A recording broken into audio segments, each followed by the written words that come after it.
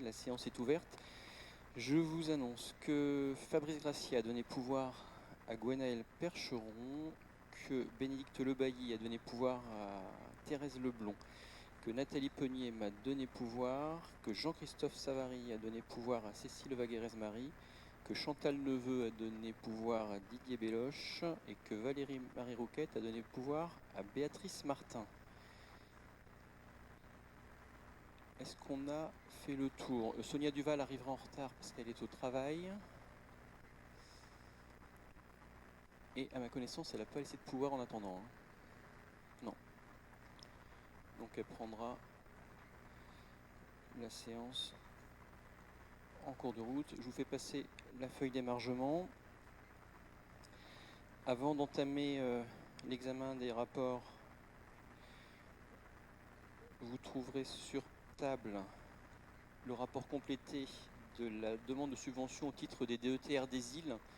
On vous avait mis dans la note de synthèse que vous avez reçue la semaine dernière simplement l'intitulé et l'introduction de la délibération parce que nous avons reçu tardivement de la part du CEREMA le projet de végétalisation de la cour de la Crosse et le temps qu'il soit chiffré par les services.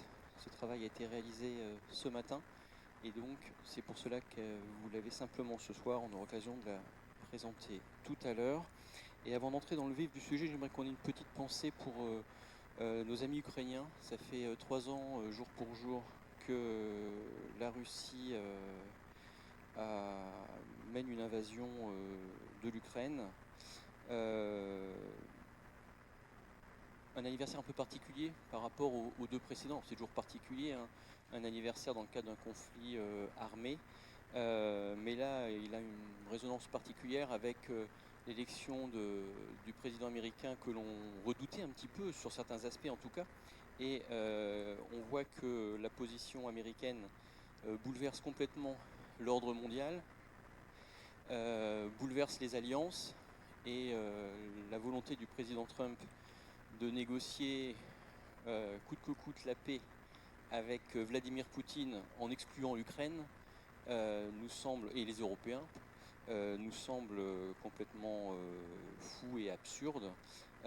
Aucune paix durable ne pourra être construite sur un piétinement de l'héritage de la Seconde Guerre mondiale, l'héritage de ce conflit qui avait permis à son issue de mettre tout le monde d'accord au travers d'un certain nombre d'infrastructures, je pense à l'ONU, mettre en place un certain ordre mondial dans le cadre de la conférence de Yalta. Et on s'aperçoit que 80 ans après, puisqu'on fêtera la capitulation allemande dans 3 mois, eh bien tout est mis par terre par une personne élue certes, mais qui fait prendre de très gros risques à l'ensemble de l'Europe. Et je veux vraiment qu'on ait une pensée pour eux et formuler le vœu collectif. Je pense que l'Europe et toutes les personnes qui, dans ce monde, ont un minimum de pouvoir et de bon sens, fassent comprendre au président américain qu'il est sur un mauvais chemin qui mène l'Europe, en tout cas, vers un conflit à moyen ou long terme, si les choses devaient se confirmer. Mais on a l'occasion malheureusement d'en reparler un petit peu dans le cadre en marge du DOB. Voilà, c'est ce que je voulais vous dire en ouverture de séance. Il convient de désigner un secrétaire de séance pour ce soir. Et ça revient à la majorité. Je vous propose la candidature de Bastien Richard. Qui est contre, qui s'abstient. Je vous remercie. Les procès-verbaux, alors on récupère un petit peu le retard. Les procès-verbaux de 25 mars 2024 et 27 mai 2024 vous ont été envoyés vendredi dernier.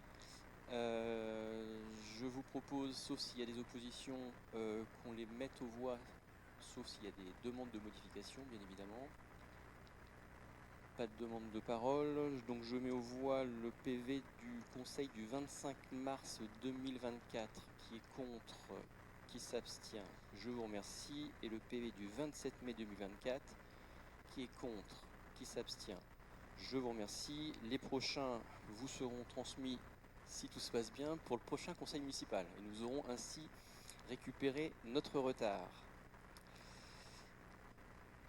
Nous allons pouvoir démarrer l'étude des rapports. Délibération numéro 2, constat de désaffection et de déclassement de l'ancienne école maternelle Foch. Vous savez que dans le cas d'une désaffection d'école, il y a une délibération à prendre pour informer les services de la préfecture qu'une école n'est plus. Et nous avons deux écoles qui, dans le cadre des fusions sur les pôles d'écoles maternelles, l'école maternelle Foch, puisqu'elle a fusionné avec l'école maternelle du Canferme et l'école maternelle Fontaine Couverte qui a fusionné avec celle de Charlotte-Herpin. Il convient donc de prendre des délibérations afin d'acter la désaffection de ces deux écoles. Donc c'est le sens de la délibération numéro 2. Par courrier en date du 21 novembre, j'ai informé Monsieur le Préfet a émis un avis favorable à la désaffection des locaux scolaires de l'ancienne école Foch et je vous demande de constater la désaffection de l'ancienne école maternelle Foch, 6-4 rue du Maréchal Foch à Falaise, cadastrée section BI 476 de son usage scolaire et de m'autoriser à signer toute pièce relative à ce dossier. Est-ce qu'il y a des remarques? Je mets aux voix cette délibération. Qui est contre? Qui s'abstient? Je vous remercie. Et nous prenons exactement la même concernant l'école maternelle de la Fontaine Couverte.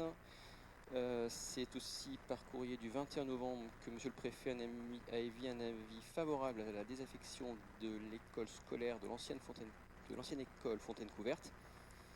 Je vous demande de constater la désaffection de l'ancienne école maternelle de la Fontaine Couverte, 6 avenue de la Crosse à Falaise, cadastrée section BN 30 de son usage scolaire, de prononcer le déclassement du domaine public communal de l'ensemble immobilier 6 avenue de la Crosse à Falaise, cadastrée section B30, de décider de l'incorporation dans le domaine privé de la ville de Falaise de l'ensemble immobilier 6 avenue de la Crosse à Falaise, cadastrée section BN30 avec effet immédiat, et de m'autoriser ou mon représentant à signer toutes les pièces relatives à ce dossier.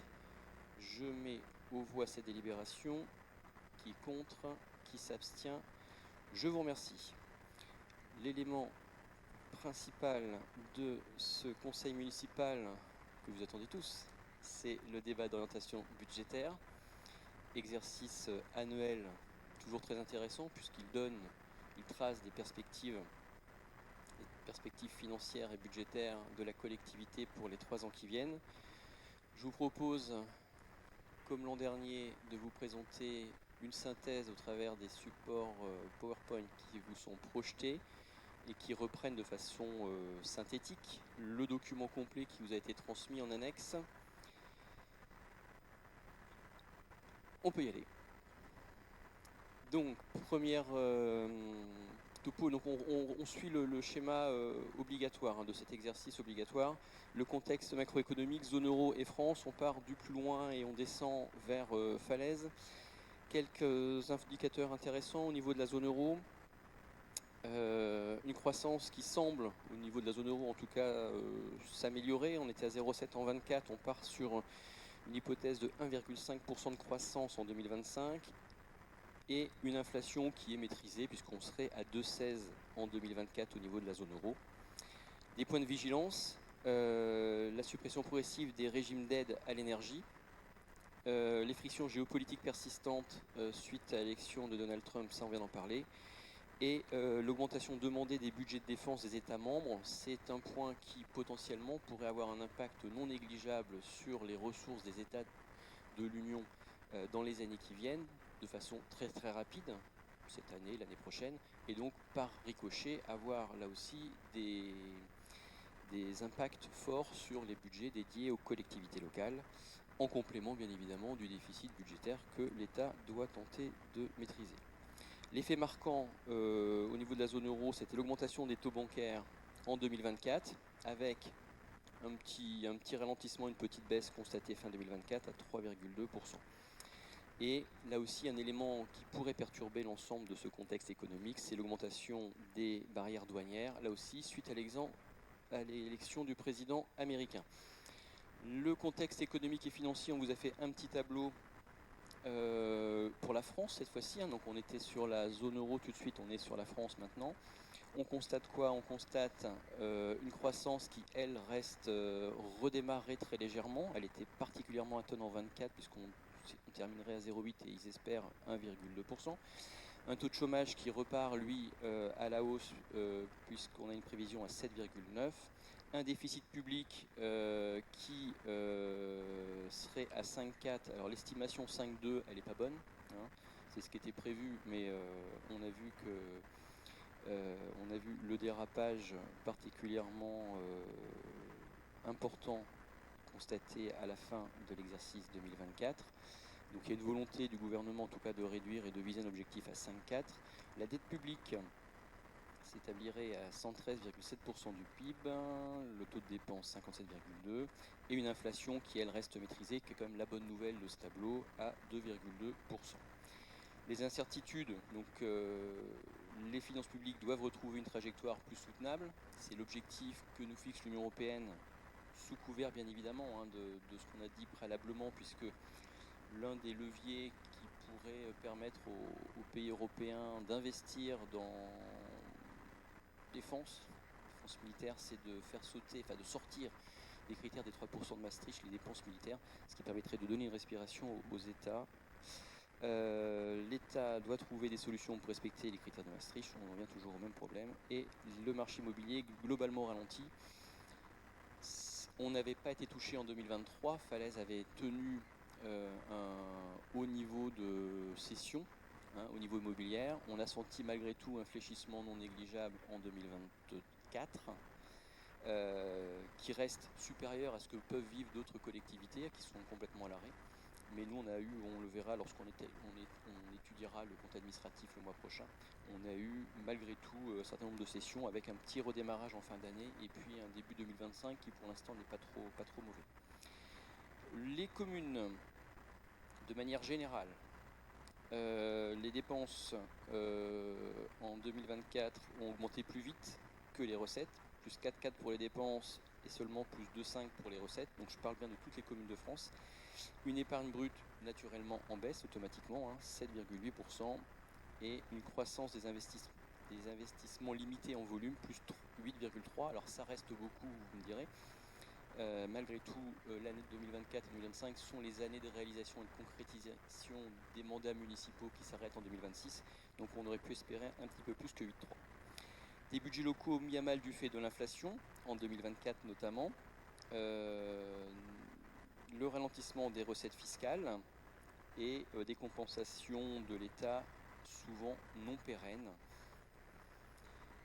La diapo suivante, la loi de finances 2025. On a relevé les quelques éléments importants de la dernière, du dernier budget, celui du gouvernement Bayrou. L'instauration du DILICO.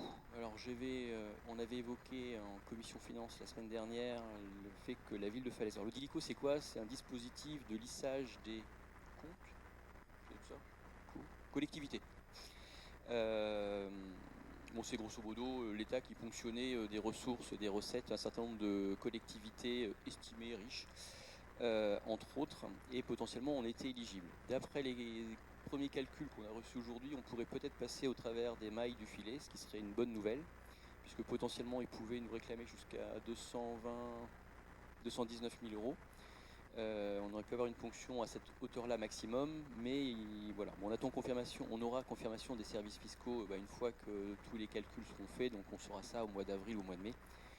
Mais en tout cas, dans la perspective budgétaire que l'on vous présente ce soir, nous n'avions pas anticipé et imaginé qu'on pourrait être éligible à ce prélèvement, on va dire, de l'État. Donc c'est une bonne nouvelle si on ne l'est pas, parce que ça ne nous met pas par terre l'ensemble de notre projet de budget qu'on vous présentera le mois prochain. Maintien du taux et de l'assiette du FCTVA, ça c'est pour faire suite au premier budget Barnier qui avait été retoqué, puisqu'il y avait une volonté au départ de ne pas nous restituer l'intégralité de la TVA que l'on paye, mais de la ponctionner en partie et de la supprimer sur une partie du fonctionnement. Abondement de la DGF, donc ça c'est plutôt des bonnes nouvelles, plus 150 millions en dotation de solidarité rurale et 140 en dotation de solidarité urbaine, puisque ce sont deux dotations auxquelles on émarge. Déliaison des taux d'imposition entre la taxe d'habitation et la taxe foncière, donc ça concerne les villes qui veulent faire bouger leur taxe foncière ou leur taxe d'habitation. C'est-à-dire qu'avant, les deux taux étaient liés, on ne pouvait pas bouger l'un sans bouger l'autre, et maintenant on fait ce qu'on veut avec l'un et avec l'autre. La suppression de la JIPA, c'est un dispositif pour les agents de la fonction publique qui permet pour les bas salaires de bénéficier des compensations liées à l'inflation notamment. Donc ça, c'est supprimé. C'est pas spécialement une bonne nouvelle pour les agents des collectivités, notamment les petits salaires. Indemnisation à 90% du traitement après 30 jours d'absence, ça c'est là aussi c'est pas une bonne nouvelle. C'est les congés maladie qui sont moins bien remboursés. Le maintien de la DETR à son niveau de 2024, baisse de la DSIL et du fonds vert, exonération de la taxe foncière sur le non bâti, ça tu ne concerne quasiment pas, et un point qui nous concerne de façon très importante,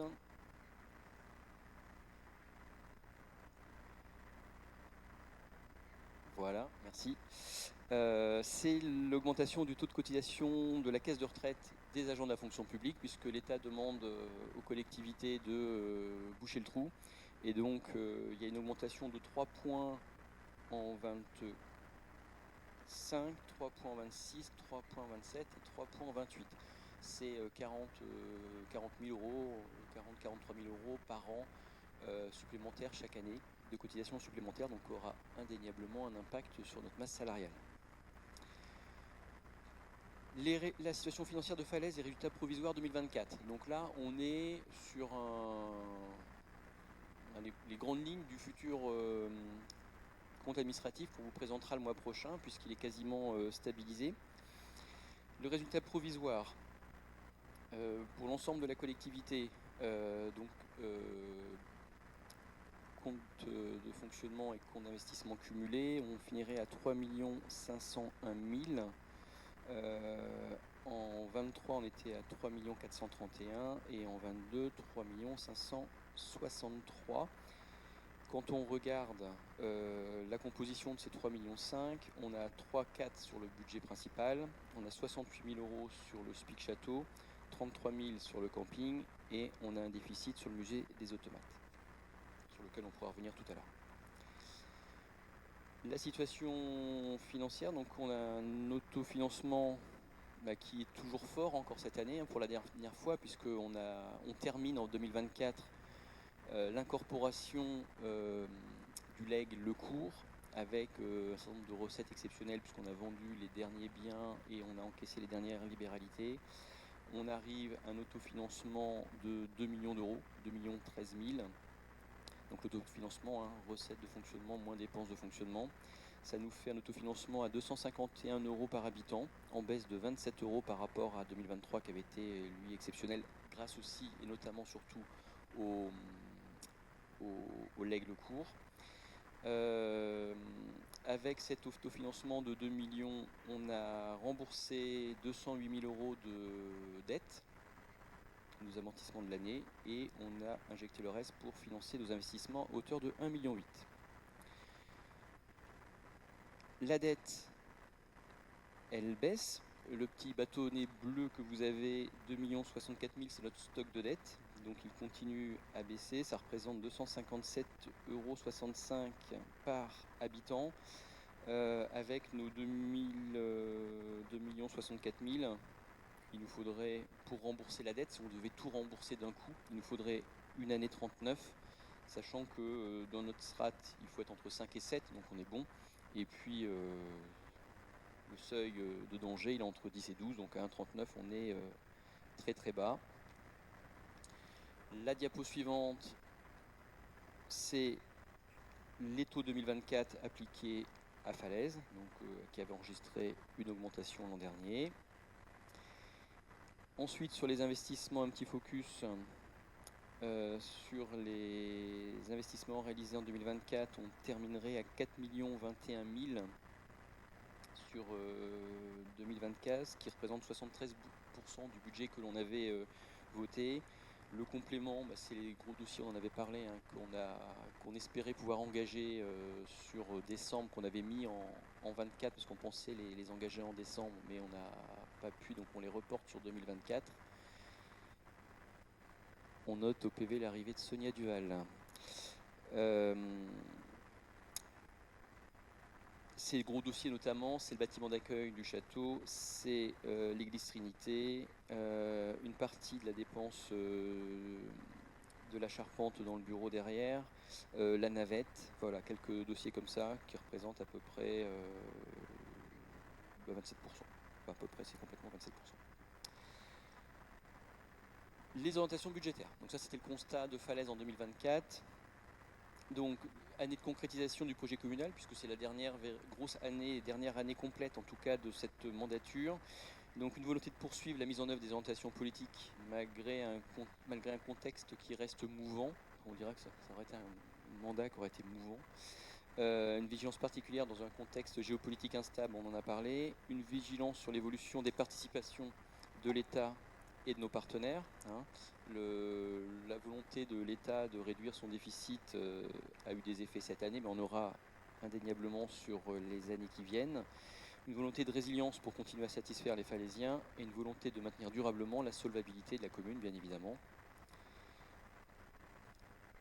On a travaillé toujours sur la même, comme depuis le début de la mandature, sur ces 4 blocs qui vont vous permettre de suivre ce DOC jusqu'au bout. Falaise, ville participative et citoyenne, Falaise, ville solidaire, Falaise accueillante, sûre et durable, et Falaise, bouge et ville qui bouge et qui rayonne.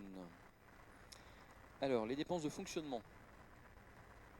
Vous avez sur ce petit graphique les dépenses à caractère général en rouge et les dépenses, les autres charges de gestion courante en vert.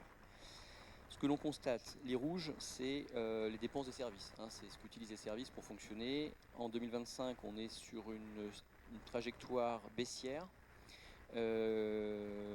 liée à des réorganisations, liée à des services qui optimisent au maximum les ressources dont ils disposent pour travailler. Et en vert, on a une augmentation de 40, un peu moins de 40 000, 35 000. Alors, en vert, c'est quoi? C'est les subventions, c'est la participation au SDEC, les budgets annexes. Alors pourquoi ça augmente? Tout simplement parce que les subventions, on vous proposera lors du budget de retrouver notre niveau de subvention, la situation étant meilleure, retrouver notre niveau de subvention de l'année dernière, donc les 10% qu'on n'avait pas versé. Et puis sur les budgets annexes, vous verrez tout à l'heure quand on rentrera dans le détail, on a besoin d'abonder certains budgets annexes de façon un peu plus forte qu'à l'habitude. Donc c'est pour ça qu'on a une très légère augmentation. Voilà. La diapo suivante, vous a fait un focus sur les fluides. Parce que vous savez que l'an dernier, c'était notre grosse inquiétude suite aux chiffres que nous avaient donné nos délégataires, à savoir le SDEC qui gère pour nous toute la partie électrique. Donc tout compte fait, comment dire, ils ont réussi à renégocier le prix de l'électricité quand l'électricité a baissé, puisqu'on regardait encore cet après-midi, le coût d'électricité a baissé de 93% entre le moment où ils ont négocié leur volume d'achat et aujourd'hui. Donc ils ont réussi au fur et à mesure à nous faire bénéficier des différentes baisses. À cela s'ajoutent deux choses intéressantes, une meilleure maîtrise de nos consommations grâce à des investissements qu'on a pu faire, je pense au passage en LED dans les écoles par exemple, et la sollicitation qu'on a donnée aux usagers, qu'ils soient agents de la collectivité ou associations, pour faire des économies. Alors c'est pas uniforme, ça baisse pas partout. Il y a des sites qui baissent bien, d'autres qui baissent pas, qui stagnent, et puis il y en a même un qui augmente. Ça, il faudra qu'on affine encore cette année pour continuer cette bataille sur les fluides. Et sur le carburant, on a bénéficié d'un double clic sur le carburant. D'une part, la baisse du prix du litre, et puis une baisse de la consommation. On a quasiment 10 000 € d'économie sur le carburant en 2024 sur les chiffres qui sont envisagés. Les dépenses de personnel. On devrait terminer l'année, on vous annoncera certainement 5 692 000 en 24 et on projette 6 82 en 2025. Donc c'est une importance une augmentation non négligeable, mais qui a un certain nombre d'explications qu'on vous a mentionnées en bas. Donc c'est une augmentation de 6,85%. D'une part, la revalorisation du régime indemnitaire des agents en année pleine, ça représente 120 000 euros. Les augmentations de cotisations retraite, 43 000 euros. La création de postes ou de recrutement à effet temps plein sur l'année, 115 000. Donc là-dedans, dans les 115 000, on a notamment la navette, les 2 chauffeurs de la navette, et on a aussi le fait qu'on a un certain nombre d'agents, je pense à des directeurs notamment, qui sont arrivés en cours d'année l'année dernière et qui cette année seront en année pleine. Et automatiquement, l'économie qu'on a fait l'année dernière, on ne la fera pas cette année. Enfin, je l'espère.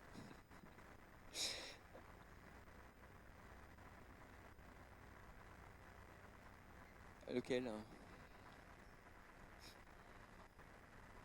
Oui, vous faites bien. Non, parce qu'on a regroupé. On a additionné pour éviter qu'il y ait toutes les lignes. C'est pas dans le graphique votre problème, c'est dans l'information en dessous. On a regroupé pour tout rendre sur la même diapo. Alors attendez, c'est page combien? Personnel, c'est là. On a fait l'addition.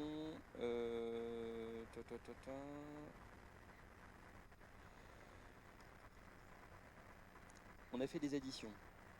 On a additionné le renfort du service environnement cadre de vie. On a dû mettre.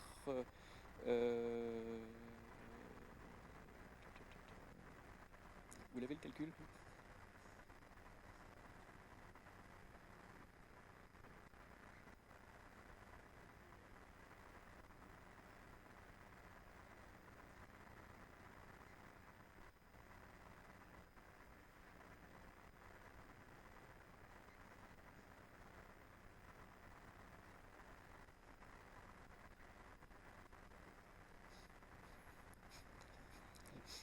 C'était juste pour que ça rentre sur la diapo, à vrai dire.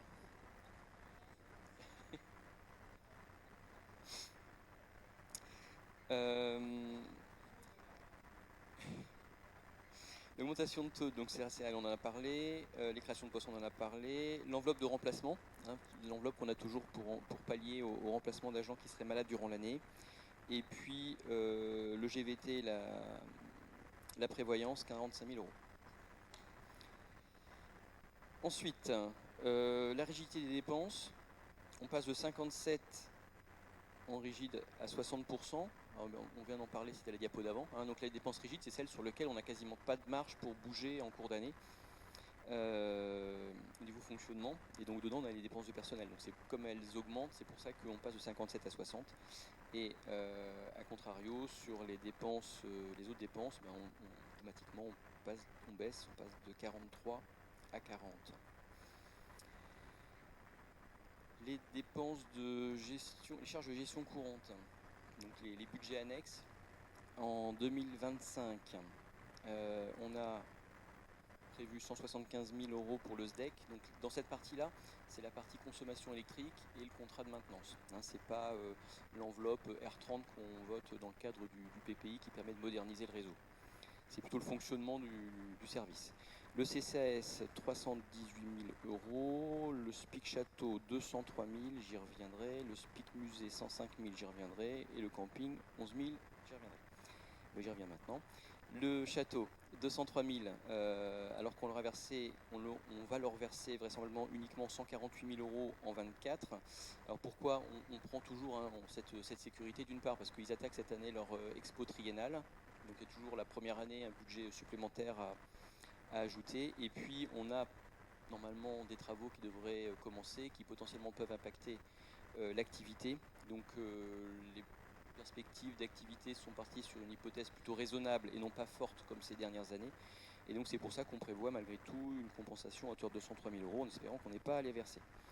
Le SPIC Musée, pareil, on reconstitue une enveloppe assez forte, 105 000 euros. Pourquoi? Parce on l'a constaté en 2024, une baisse des entrées payantes de 2200 en 24. Donc pour la première fois depuis longtemps, enfin première fois non, mais on a un déficit quand vous verrez les CA on a un déficit à éponger, donc c'est pour ça qu'on a un point d'arrivée qui devrait se situer aux alentours de 105 000 euros sur 2025. Et le camping qui est quasiment à l'équilibre, on lui rajoute 10 000 euros, là aussi par prudence. Ils ont fait une excellente année en 2024. On prévoit ce que potentiellement l'année 2025 soit légèrement moins bonne, donc c'est un petit peu de prudence à hauteur de 10 000 euros. C'est juste pour ne pas avoir à y revenir, si possible, dans le cas d'une DM. Mais sinon, s'il faut le faire, on le fera. La synthèse des dépenses de fonctionnement. Donc, en bleu, vous avez les charges de gestion, donc 4 36 000, et les charges de personnel, 6 82 000. Et puis, après, vous avez les charges financières. Il n'y a quasiment rien, parce que les charges financières, c'est les intérêts d'emprunt, mais comme on n'a plus beaucoup de dettes, on ne paye pas beaucoup d'intérêts, quelques atténuations de produits et autres dépenses.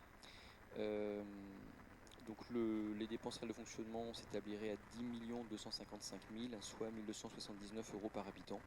C'est un peu plus qu'en 2024 où nous étions à 1 1243 euros.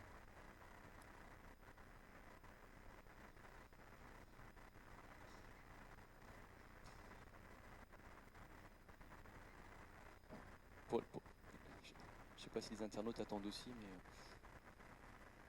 on a un sujet de projection. Il voit ? Il voit pas non plus ? D'accord. C'est bon, c'est revenu. Donc, les recettes de fonctionnement. Donc, je vous rappelle, la diapo suivante, elles sont composées de fiscalité, de dotation, des produits exceptionnels et de nos ressources propres.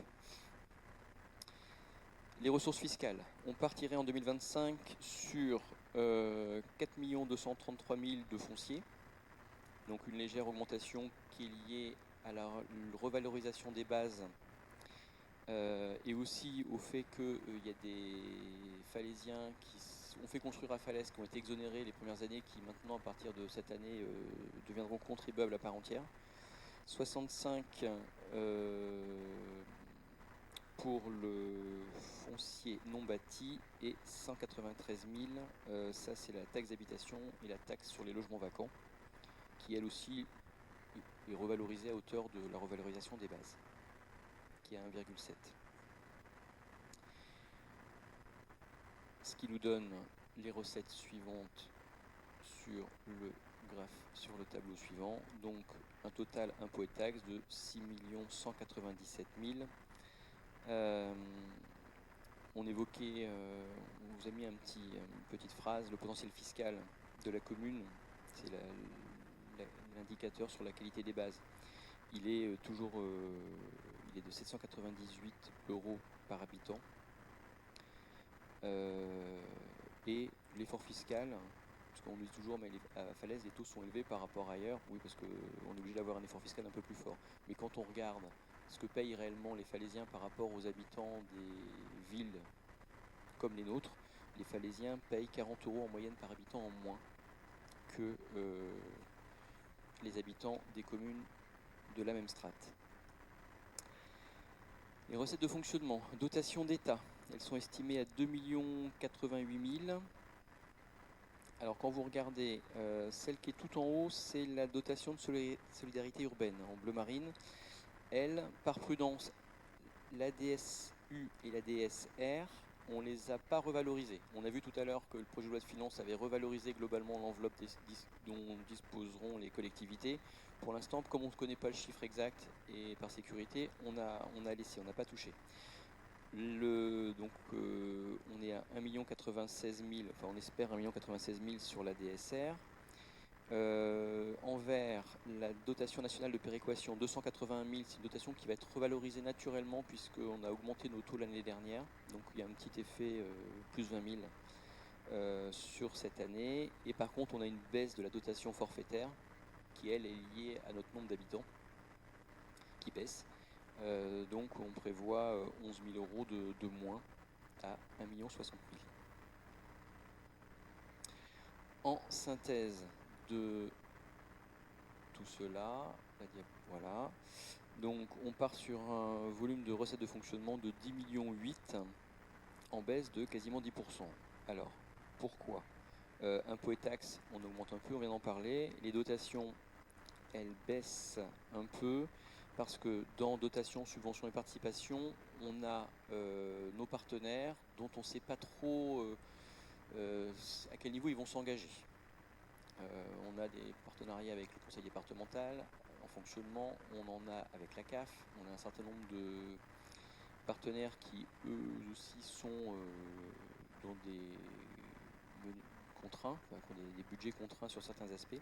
On a quelques dispositifs qui sont en discussion, donc par précaution, on a envisagé une baisse de participation de nos partenaires. Autre recette d'exploitation, alors là ça baisse, c'est le legs le court dont on parlait tout à l'heure, on passe de 1,4 million à 873 000. Pourquoi ? Parce que donc, dans cette catégorie, on a les loyers. Donc les loyers qu'on percevait sur les appartements qu'on avait, on ne les perçoit plus cette année.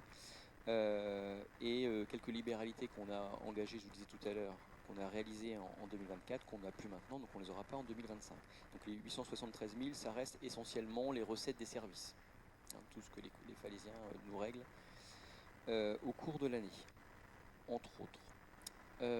Voilà. Comment ? Et on n'a pas de vente.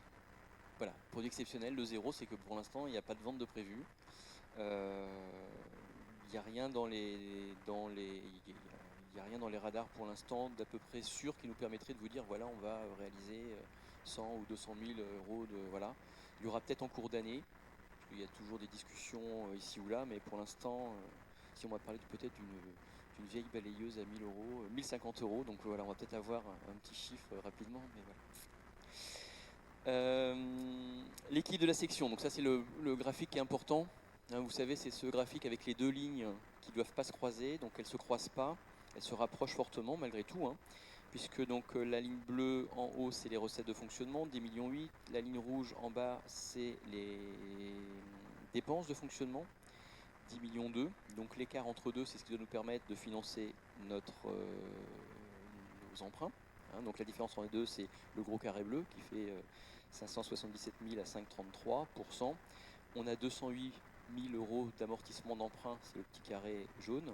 Donc avec nos 577 000, on est capable de rembourser nos 208 000.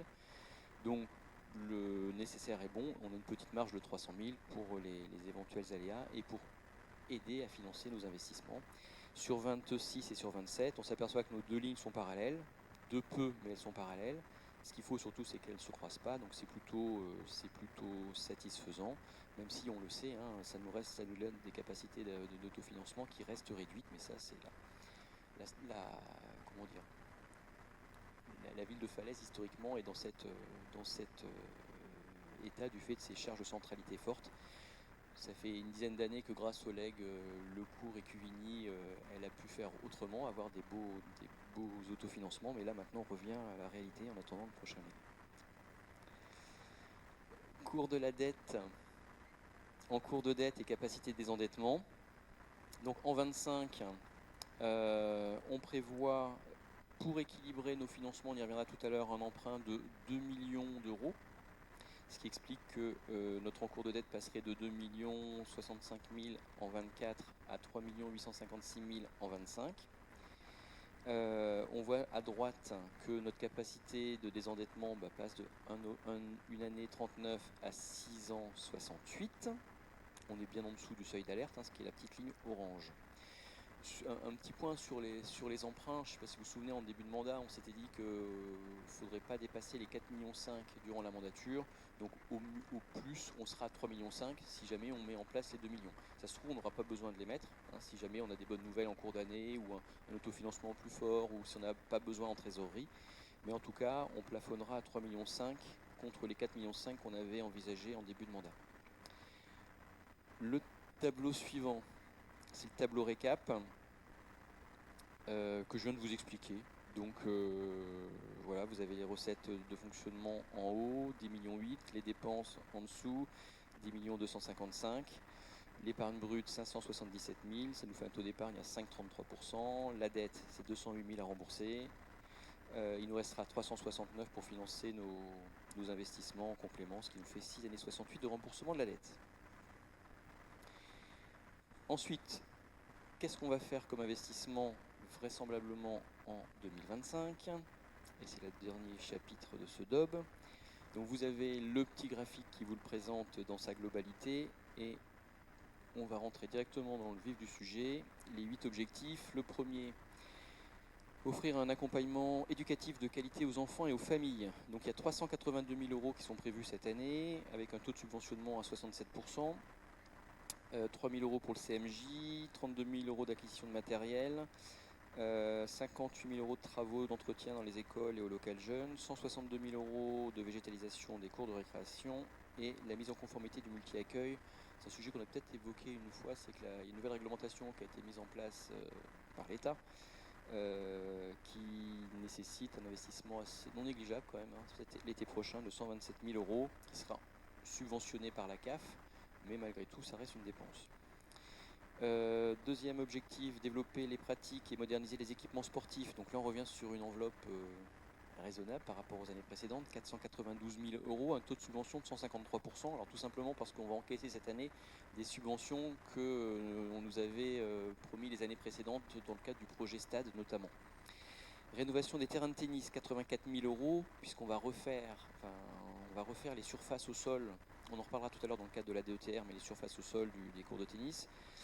Structure de loisirs, 69 000 €, il y a du City Stade, il y a plusieurs choses là-dedans. Le boulodrome couvert, 50 000 €. Le dossier avance, gentiment. C'est pas réfection des pistes d'athlétisme, c'est l'éclairage des pistes d'athlétisme, 50 000 €. La rénovation des douches de Guillaume le Conquérant, 50 000 €. Et petits travaux d'entretien, 69 000 €. Troisième objectif, mettre en œuvre une politique culturelle et d'animation ambitieuse accessible à tous, montant 347 000 avec un taux de subvention de 153%. C'est la même raison que tout à l'heure. C'est le même pourcentage, mais ce n'est pas les mêmes chiffres. Le CDCN, il nous reste 197 000 pour cette année. CDCN dont on fait la réception jeudi prochain. Il restera d'autres petites bricoles après, mais voilà, sur l'extérieur, mais en tout cas sur l'intérieur, la réception avec l'architecte se fait jeudi. Équipement culturel, 111 000, c'est essentiellement des passages en LED des projecteurs du forum. Et entretien de la toiture du forum, 39 000. Entre autres. Alors, quand vous faites l'addition, ça ne fait pas le total, hein, on implique les principales actions significatives. Objectif suivant, renforcer le lien social en apportant un service de proximité et en développant la vie des quartiers. 167 000, taux de subvention 18. Sécurisation du marché hebdomadaire, 50 000 €. C'est pour retirer les barrières Vauban qu'on met tous les samedis là, et les voitures béliers. Et ça nous permettra de sécuriser donc, le marché de façon simple et aussi pour quand il y a des événements ou autres, d'éviter de mettre des blocs béton.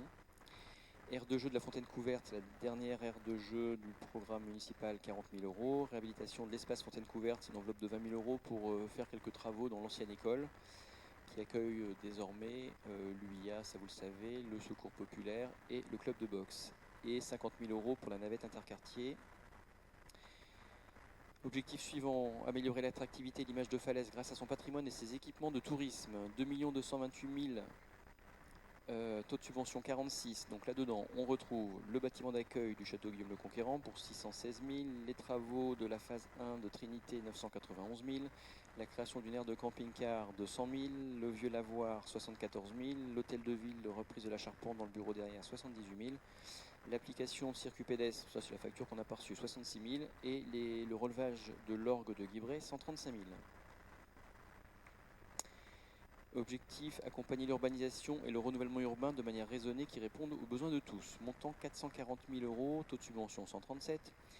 Rénovation de la défense incendie 112 000, ça on en reparlera tout à l'heure dans le cadre de la DETR. L'OPA 44 000. Mise en conformité des réseaux d'eau pluviale 103 000. Donc là-dedans il y a les 50, on a mis, je ne sais pas si vous vous souvenez l'an dernier, 50 000 tous les ans, c'est un programme qu'on va mener de façon concomitante avec la communauté de communes, qui elle est en charge de l'assainissement et nous du pluvial. Et vous savez qu'il y a une mise aux normes qui est assez considérable, qui va prendre une dizaine d'années à peu près sur la ville. La communauté de communes, elle, va payer la partie assainissement et nous la partie pluviale. Donc on met 50 000 € par an et puis on ajustera au fur et à mesure où on aura de la visibilité sur les différents projets. Et pour passer de 50 à 103, les 53 qui restent, on a des travaux qui sont en cours, qui ont commencé en 24 et qui se terminent là. Chemin de la Vallée, à côté de la piscine, là où on fait passer une canalisation d'eau pluviale. Et donc c'est la somme pour payer les travaux qui sont en cours ou qui devraient même être terminés. C'est fini, ça y est. Cimetière, reprise de concession, 30 000 €, ça c'est comme tous les ans. L'achat de plaques de rue, 20 000, suite à la nouvelle identification des adresses. Il faut acheter les plaques et les numéros, il y en a pour 20 000 € à minima. Et l'installation de toilettes publiques au niveau de l'ancien plan d'eau, 60 000. Objectif, favoriser la mobilité et la sécurité des usagers de la route. Montant 1 527 000, taux de subvention 47. Le projet Guibray, 150 000 €, donc on inscrit 150 000 sur plusieurs années. Programme de voirie, 321 000. Boulevard de la Fontaine couverte, ça c'est des factures qui nous restent à régler et quelques compléments sur le projet boulevard de la Fontaine, 121 000. L'axe nord-sud, 691. Et la voirie de la rue des Herforts, c'est la rue qui descend autour de l'ancien plan d'eau, qui sera refaite à l'automne, 200 000. Parce qu'elle rentre dans le budget ville et non pas, elle n'est pas gérée par le syndicat mixte. Objectif suivant, préserver les ressources naturelles et limiter l'impact sur l'environnement. Montant 1 399 000 €. Taux de subvention 24. Programme d'éclairage 520. Alors on a 2 années SDEC. Ça c'est la modernisation de l'éclairage public. Vous savez où on a décidé il y a 3 ans d'accélérer le passage en LED, ou il y a 2 ans, pour limiter notre consommation électrique. Donc là, on a l'équivalent de 2 années parce que voilà, il y a une facture qu'on a poursuivie, il y a eu des travaux qui ont été faits. Donc grosso modo, là, il y a 2024 et 2025. Vite, les écrans.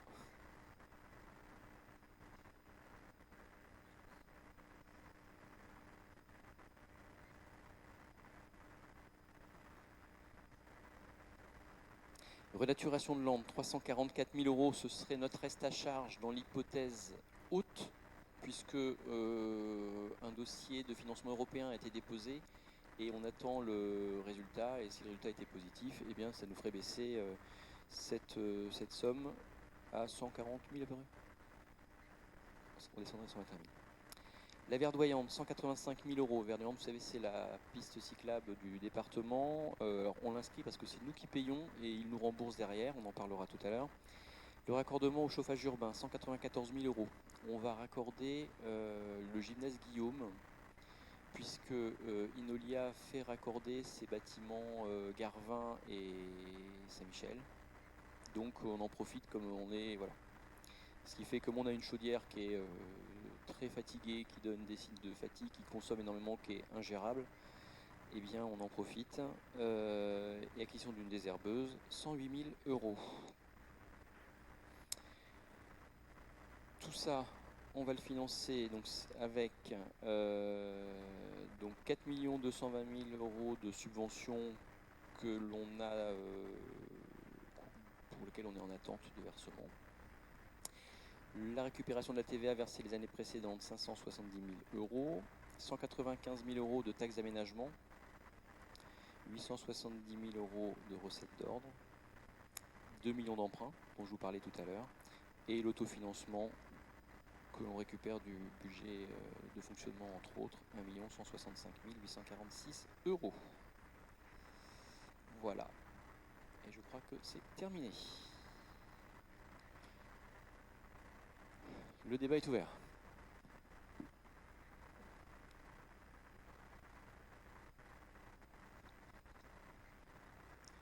Ça doit marcher. Bonsoir à tous. Alors, quelques remarques de la part de notre groupe sur ce rapport d'orientation budgétaire. On reviendra plus largement sur vos choix budgétaires le 24 mars prochain. Simplement, vous indiquer qu'il y a quelques petites erreurs entre les tableaux qu'on a eus en commission finance et les tableaux du DOB.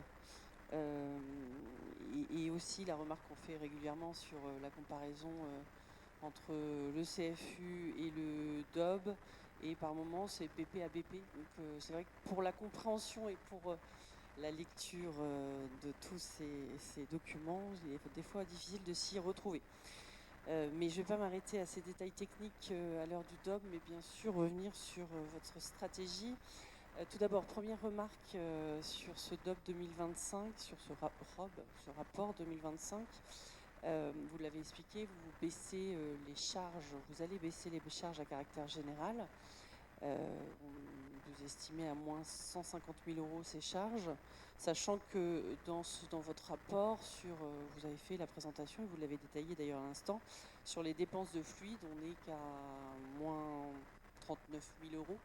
Ça signifie que le reste de ces baisses de charges correspond principalement aux dépenses de politique courante, du petit matériel de fourniture dans les écoles, les centres de loisirs, le centre social, la programmation culturelle, les réparations dans les gymnases.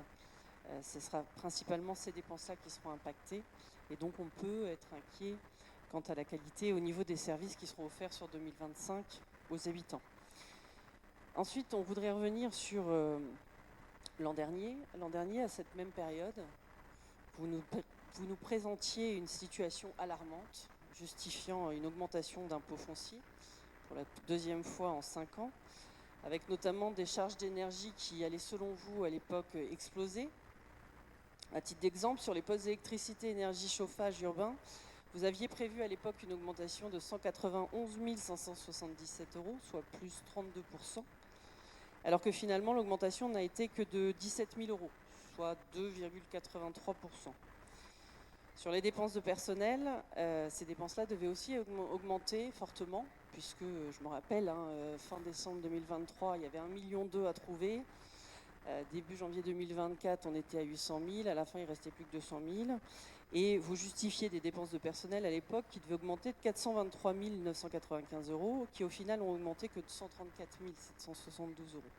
D'ailleurs, à ce titre, on avait fait la remarque et on avait d'ailleurs proposé sur une période assez difficile pour tous les agents et pour toutes les personnes avec la forte inflation, qu'une partie de la prime pouvoir d'achat soit distribuée et que les agents puissent bénéficier d'une partie de cette prime. Vous aviez aussi justifié l'an dernier l'augmentation des impôts par des investissements massifs.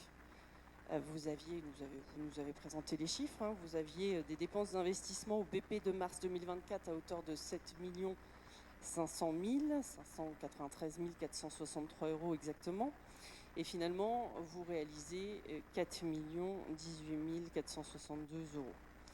Alors, on ne fera pas de commentaires à ce stade sur les investissements 2025 et le PPI que vous indiquez, puisque de toute façon, comme chaque année, les crédits ne seront pas consommés. Et je rappelle à tous ici que les impôts locaux ont augmenté de 429 769 euros cette année. On s'interroge sur le résultat. Alors raisonner avec prudence est parfois nécessaire et salutaire, mais raisonner avec excès peut amener à prendre de mauvaises décisions, comme une augmentation d'impôts non nécessaire, mais aussi une baisse de 10% des subventions aux associations. Alors on vient d'apprendre que vous allez proposer au prochain budget de réabonder cette ligne et de redonner les 10% que vous aviez retirés l'an dernier. Sachez que nous vous avions proposé des solutions l'an dernier, lors du budget, que vous avez rejeté. Ces solutions permettaient d'assurer l'équilibre des finances de la ville sans augmenter les impôts. Au bout de ces quelques années, nous avons bien compris votre mode de fonctionnement, faire peur au conseil municipal et aux habitants, gonflant les chiffres en inscrivant des augmentations fantaisistes afin de faire accepter vos décisions. Vous souhaitez donner une image de rigueur budgétaire, au final, c'est l'habitant qui paye.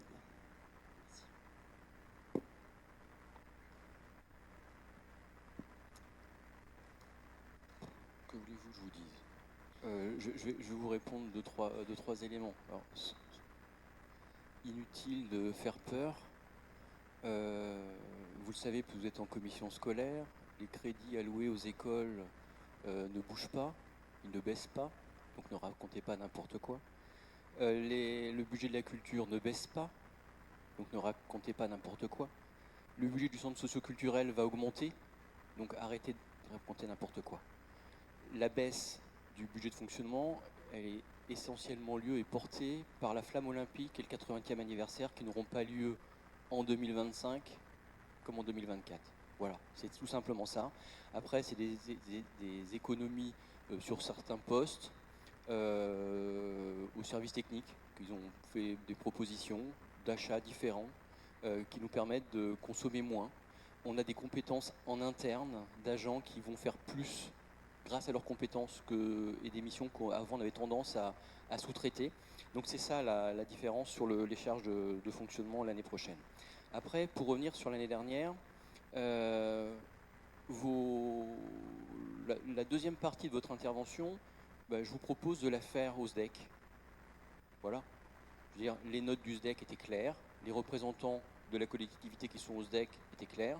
On a les papiers qui nous ont dit, attention, prévoyez tant de pourcents d'augmentation de l'électricité l'année prochaine. Voilà. L'État nous dit, prévoyez ça, voilà. À partir du moment, mais ça c'est toujours facile, quand vous créez un budget, vous vous basez sur les éléments qui sont en votre possession. Il y a des éléments que vous maîtrisez, ceux qui émanent de vos services, parce que vous savez combien vous dépensez, vous savez combien vous avez d'agents, vous savez quel est le besoin en carburant ou en nourriture par rapport au nombre d'enfants que vous avez dans les écoles. Mais il y a d'autres données, vous ne les maîtrisez pas. Votre consommation de fluide, je la connais.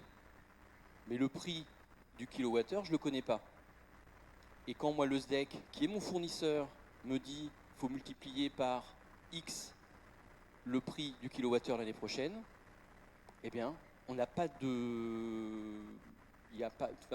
faire le contraire, ne pas en tenir compte et de se retrouver en fin d'année avec un trou parce qu'on n'aurait pas tenu compte des recommandations de nos fournisseurs de chauffage urbain et de fluide au sens large, eh bien, ça aurait été pour moi de la mauvaise gestion. Donc, sur l'inflation, la prime inflation, on avait dit qu'on souhaitait travailler sur un système plus pérenne. Et je pense que les agents aujourd'hui sont plus satisfaits d'avoir le nouveau régime indemnitaire plutôt qu'une prime inflation qu'ils auraient eu une fois. Voilà. Donc ça, j'assume complètement. Et après, alors de fait, on a retrouvé, et aussi sur le masse salarial, il y a quand même un point, même chose, mais je vous redis la même chose que je vous disais, parce qu'on a adopté tout à l'heure le compte-rendu du conseil municipal, des deux conseils du début d'année. Je vous disais, faire un budget, ça se fait en début d'année. Et c'est à la fin de l'année qu'on sait comment s'est réalisée l'année. Qui aurait pu imaginer en début d'année, et en tout cas pas vous, qu'on aurait le départ de 3 cadres de la collectivité? Moi, je ne savais pas. Je ne savais pas que Philippe Boblet, que Sandrine Morisset, je parle, Madame Devel. Et comment? Oui, voilà. Mais vous ne pouvez pas, quand vous préparez le DOM, déjà le DOM, on ne le prépare pas au mois de mars, lors du vote du budget. Le DOM, on le prépare en novembre, en décembre, et on le finalise en janvier. Et moi, en janvier, j'avais aucune connaissance sur les mouvements de la collectivité. Voilà. Là, cette année, si on se fait le point, là, aujourd'hui, sur nos 200 agents, on a eu un départ et on est fin février. L'an dernier, à la même date, on pouvait en avoir 3 ou 4. Donc vous ne pouvez pas dire à la fin de l'année, oui, on savait, à moins que vous soyez Madame Irma et que vous soyez capable de lire dans une boule de cristal, moi je ne sais pas. Je ne sais pas faire ça. Et donc moi, je suis prudent, je pars sur un nombre d'agents qui sont là toute l'année, on valorise le coût par agent, et puis s'il y a des départs, eh bien, on fera une économie de salaire non versé, compensée par les enveloppes de remplacement, et puis voilà. Mais on ne peut pas, c'est un peu trop facile de venir à la fin, mais bon, c'est conforme en tout cas à votre déclaration du DOP de l'année dernière, donc au moins je vous rends grâce de cet aspect-là. Voilà, et ce qu'on a fait, et vous avez pu vous en apercevoir lors des DM de l'automne, on a profité de cette bonne nouvelle sur les fluides en tout cas, même si elle n'était pas complètement acquise, parce qu'il y avait toujours le risque de récupérer des factures complémentaires. On en a profité pour renforcer l'investissement au service des habitants. Et alors vous dites oui, la taxe foncière augmente, certes, alors elle a augmenté. Alors la première c'est une annulation, hein, je remets quand même dans le contexte. La première c'était l'annulation d'une baisse qu'avaient fait vos amis politiques sans la financer dans le temps, hein, en utilisant le legs de Madame Cuvigny pour financer cette baisse. Et la dernière, celle de l'année dernière, je l'assume pleinement parce que dans le cadre du contexte qui était le nôtre et des objectifs et des enjeux qu'on a devant nous, eh bien, elle était nécessaire. Je rappelle, parce que je l'ai dit tout à l'heure, que les Falaisiens payent moins d'impôts que les autres habitants des collectivités de ville-centre comme nous.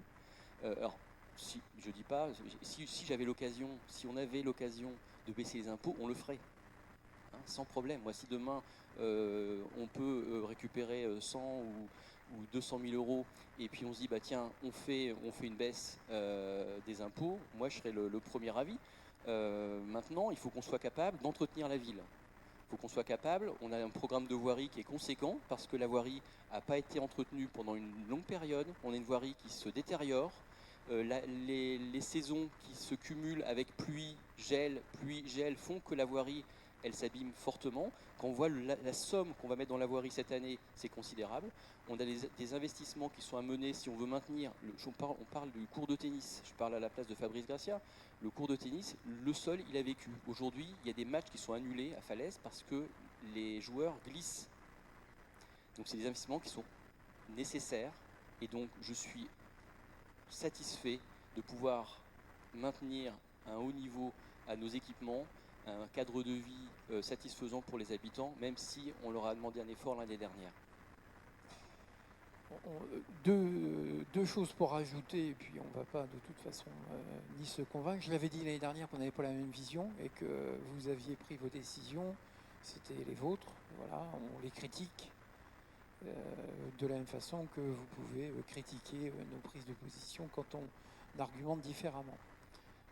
Deux éléments quand même. Donc au final, vous nous présentez un point d'atterrissage 24 avec en CAF net plus 800 KE par rapport à ce qui était prévu. Donc on ne parle pas de rien. Et donc ça nous laisse penser que quand on vous avait demandé à la même époque l'année dernière de ne pas procéder à l'augmentation d'impôts, ça nous laisse penser malgré tout sur 800 000 euros, c'est pas rien, qu'on n'avait peut-être pas complètement tort. Bon voilà, ça c'est le premier point. Deuxièmement, sur l'observation que vous faisiez tout à l'heure dans la détermination de cette CAF, vous dites oui parce qu'on a inscrit cette année 567 000 de recettes exceptionnelles. J'ose vous rappeler que dans le DOB 24 que vous nous aviez présenté, vous aviez intégré 545. Donc l'écart des recettes exceptionnelles qui jouent sur le résultat net définitif n'est que de 17 000 à cet endroit. Voilà, deux observations très techniques, mais qui nous laissent penser quand même que lorsqu'on vous réclamait pour aller ne pas augmenter les impôts, voilà, on a une philosophie différente. Les résultats cette année sont diamétralement différents. Les fluides plus les charges de personnel, 400 KE de différence, avec les explications que vous nous donnez, dont acte. Et puis le reste, plus de 300 000. Dernière chose, sur l'investissement, oui, bien sûr, vous nous faites l'observation comme quoi, en insistant, vous allez sûrement peut-être pas emprunter 4,5 millions, mais 3,5 millions. On verra sur le million d'euros si le programme total d'investissement qui était prévu pour emprunter 4,5 millions, vous le réaliserez. Si, évidemment, vous ne réalisez pas tout votre programme d'investissement, il faut aussi mettre, pour être honnête, en exergue le programme d'investissement en réduction qui était prévu par rapport à la réduction de l'emprunt que vous allez nous soumettre. Si vous réalisez, encore une fois, la totalité des investissements qui étaient prévus initialement, c'est-à-dire lors de la prise de mandature, et que vous avez effectivement réalisé que 3,5 millions d'emprunts, très bien, chapeau, et il y a eu des CAF qui ont permis, net, de supporter. Voilà, deux observations. Mais je crois que ce soir, à ce stade-là, c'est trop tôt encore pour en tirer les conclusions. On vous livre nos critiques, voilà, et puis on peut être rabat-joie aussi de temps en temps. Et juste pour compléter, parce que je ne peux pas admettre qu'on a attendu la fin de l'année pour donner cet avis-là. Peut-être vous rappeler quand même qu'au mois de mars l'année dernière, quand vous avez fait le budget, on vous a fait la remarque sur les impôts, que nous on avait estimé que les lignes, notamment de personnel et de fluide, étaient trop importantes. On l'a dit dès le mois de mars. On n'a pas attendu le mois de décembre pour vous dire elles étaient supérieures. Donc je ne veux pas entendre que vous êtes en train de me dire bah oui, c'est facile de dire ça à la fin de l'année. Non, on l'a dit dès le mois de mars. Parce qu'on avait fait un document qu'on avait d'ailleurs donné à la presse pour indiquer les différentes ce que nous on proposait. Et quand Jean-Luc parle de la CAF, l'année dernière c'était alarmant, on était à 329 000 euros de CAF pour 2024, on finit à 1,3 million. Donc à un moment donné, on vous dit juste les choses et on vous dit juste que pourquoi on avait dit que c'était trop important en 2024, c'est parce qu'on avait déjà fait le constat par rapport à 2023. Et que déjà par rapport à 2023, vos lignes sur les fluides étaient plus importantes que ce qu'on avait prévu. vos lignes sur les charges de personnel étaient plus importantes que ce qu'on avait prévu. Et quand je vous dis ça, je vous dis pas ça parce que je suis Madame Irma, pas du tout. C'est juste parce que on a fait le constat, on l'a dit, et en tant qu'opposition constructive, on vous dit les choses. Je pense que vous auriez pu faire la même chose sans augmenter les impôts. Voilà, vous avez fait ce choix-là. Et sur l'annulation de la baisse, on joue sur les mots, hein. C'est d'augmentation d'impôts. Hein. Et là, tout à l'heure, on ne parlait pas de baisse des impôts. On dit juste que nous, on aurait fait la même chose sans, avec peut-être d'autres projets et d'autres sujets, mais on l'aurait fait sans augmentation d'impôts. Voilà simplement ce qu'on vous dit aujourd'hui dans ce débat d'orientation budgétaire. Mais vous vous basez, il y a plein d'éléments, mais vous vous basez sur des points d'arrivée qui sont ceux que l'on connaît aujourd'hui. Vous auriez pris un risque considérable avec votre projet si on n'avait pas eu ces informations contraires en cours d'année sur les énergies. Je suis désolé. Comment auriez-vous fait? Non mais c'est trop simple. Comment auriez-vous fait pour financer les factures d'électricité et de chauffage urbain si vous... Non mais vous pouvez, enfin bon allez, ça a aucun intérêt, Juste pour un point, les recettes exceptionnelles, elles étaient prévues l'année dernière. Hein, on les connaissait parce qu'on savait ce qu'on allait vendre durant l'année. Cette année, on vous a mis 0 parce qu'aujourd'hui, à part la balayeuse à 1050 € de ce matin, il n'y a rien.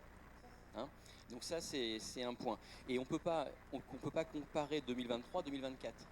Les années déjà sont toutes différentes. 2024 est une année vraiment exceptionnelle sur deux aspects. D'abord, les informations de l'État, les décisions de l'État de revalorisation les 5 points supplémentaires pour les agents de la fonction publique. Enfin, il y a un certain nombre de choses qui ont fait que notre masse salariale a augmenté. Et ce n'est pas nous qui décidons, c'est l'État. Et globalement, je conclurai là-dessus, sur les investissements, on sera relativement... À combien on sera au final, je ne peux pas vous le dire parce qu'il reste encore un an de réalisation, mais on avoisinera, voire on dépassera les 20 millions d'euros d'investissement sur la mandature. Voilà. Donc on avait annoncé 17, alors c'est vrai, je ne vous l'avez pas dit ce soir, donc on avait dit on fera 17 en 3 ans, voilà. On aura fait 20 en 6, avec un an et demi de Covid, avec une crise inflationniste, avec une crise de l'énergie, je trouve que c'est plutôt pas mal. Voilà, on conclura sur cette bonne parole et on en reparle dans un mois pour le vote du budget du CER. Allez, délibération numéro 5, subvention DETR. Donc c'est le rapport complémentaire qu'on vous a donné tout à l'heure, que vous avez... Voilà. Donc, ce sont les demandes de subvention, hein, vous savez, qu'on formule auprès des services de la préfecture pour récupérer des fonds d'État. Donc, on présente trois dossiers. Le premier, c'est celui qui a fait que vous l'avez eu que ce soir. C'est la végétalisation de la cour de l'école de la Crosse. Donc, on a fonctionné différemment par rapport à la dernière fois. Sur Baudreau, on avait travaillé avec le CAUE et les services de la ville. Et là, on avait sollicité, on avait présenté une candidature à un dispositif partenariat École de demain porté par le CEREMA. Et c'est le CEREMA qui a fourni l'étude de végétalisation, mais aussi de modernisation de la cour, puisqu'on a quelques...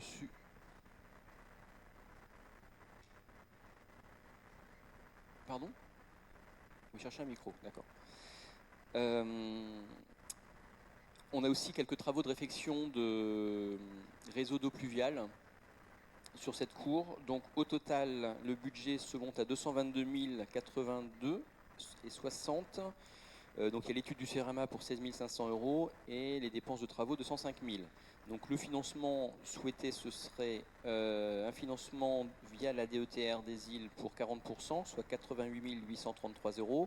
Le fonds vert, 40% pour la même somme, et nos fonds propres, les 20%, 44 416 €. Ça, c'est la demande que l'on fait et que l'on espère obtenir. On a vu un très bon taux de subventionnement sur l'école Baudreau. Le deuxième projet, c'est plutôt de la rénovation, hein, c'est pas de la transformation, des 2 cours de tennis couvert. Il faudrait qu'on change dans la délib. Hein, c'est projet de rénovation des 2 cours, parce qu'on ne les transforme pas. Et donc, on va renouveler les sols, dont je disais tout à l'heure, qu'ils sont extrêmement glissants. Et c'est un vrai sujet, notamment en hiver, pour le club de tennis qui ne peut pas jouer. Les travaux, il y en a pour 74 318 euros. L'idée, c'est de solliciter l'État à travers une DETR à 40%, soit 29 727,20 euros. L'Agence nationale du sport, 20%, 14 863. La Fédération française de tennis, 14 863, 20%. Et nos fonds propres, nous, la ville, 14 863. Et enfin, le troisième projet, c'est la défense incendie. Vous savez qu'on avait parlé tout au début de mandat. Le SDIS nous avait fait part de nombreux dysfonctionnements sur la ville en termes de défense incendie. Donc on avait fait un premier plan 2022-2024 qu'on finit là cette année, début 2025. Et donc on commence à travailler sur le plan 2025-2027. Et donc on fait une demande de TR qui permettrait de couvrir les 3 années. Vous avez le détail de l'ensemble des investissements suggérés par l'étude et validée par le SDIS. Donc on a des fois c'est des créations de réserves incendie, des fois c'est la création de poteaux, des déplacements de poteaux, des réparations pour avoir plus de débit. Voilà, donc ça ferait des montants de travaux qui sont à peu près uniformes. En 2025, 65 000 hors taxes, en 26, 65 917 et en 27, 65 833. Au total, ça nous ferait un investissement sur les 3 années de 196 833 euros, financé par la DETR à hauteur de 40%, 78 733, et le reste à charge pour la ville, pour les 3 années, 118 100 euros, soit 60%. Voilà. Je vous propose... Est-ce qu'il y a des questions sur ce point? Non, je mets aux voix. Qui est contre? Qui s'abstient? Je vous remercie. Magali Canon, marché public de télécom, groupement de commandes à classer l'essai. Par délibération du 17 juin 2019, le conseil municipal a approuvé la constitution d'un groupement de commandes avec les communes membres volontaires de la communauté de communes du Pays de Falaise pour mettre en place un marché de télécommunications. Il s'avère qu'à l'issue de la procédure de consultation, seule la communauté de communes du Pays de Falaise, la ville de Falaise et l'EPIC Office du tourisme du Pays de Falaise ont signé les marchés subséquents avec le titulaire. Les marchés arrivant à terme l'année prochaine, il convient de prévoir le lancement d'une nouvelle consultation. Le groupement de commandes reste la solution pour inciter les entreprises du secteur des télécommunications à répondre sur notre territoire. Il est donc proposé de constituer de nouveau ce groupement avec la ville de Falaise et l'EPIC, en intégrant à cette opération l'assistance à maîtrise d'ouvrage qui avait été intégralement prise en charge par la communauté de communes lors de la précédente consultation. Pour ce nouveau marché, le prix de l'assistance à maîtrise d'ouvrage sera partagé à égalité entre les 3 participants, soit 2 900 euros à la charge de la ville. La communauté de communes continuera cependant à exercer le rôle de coordinateur du groupement à titre gratuit. Le présent rapport et la convention ont été présentés lors de la commission finances du 17 février 2025. Il est demandé au conseil municipal d'autoriser la constitution du groupement de commandes pour le marché des télécommunications avec la communauté de communes du Pays de Falaise et l'Office du tourisme du Pays de Falaise, d'accepter que la communauté de communes du Pays de Falaise soit le coordinateur du groupement et d'autoriser monsieur le maire à signer la convention du groupement de commandes correspondante et tout document utile relatif à ce dossier. Merci. Est-ce qu'il y a des questions sur ce point? Non. Je mets aux voix. Qui est contre? Qui s'abstient? Je vous remercie. Délibération numéro 7, approbation de la convention de financement des locaux vis à disposition des Restos du Cœur. Donc vous savez que on a, dans le cadre de la cession de la caserne, il était nécessaire de reloger les Restaurants du Cœur. Et donc on a travaillé avec eux sur un projet qui prend désormais place dans nos locaux qui sont avenue du Général de Gaulle, les anciens locaux de la IPF, là où était historiquement la communauté de communes, en dessous au rez-de-chaussée. Donc on a mené un certain nombre de travaux depuis l'automne, depuis le mois d'octobre, des travaux d'aménagement qui sont terminés. Il y en a pour un budget de 71 000 euros et on avait sollicité les Restaurants du Cœur pour un cofinancement sur ce projet. Et la délibération me permettrait de signer la convention avec les Restaurants du Cœur de façon à ce qu'on puisse leur facturer les 10 000 euros. Est-ce qu'il y a des questions? Non. Je mets aux voix. Qui est contre?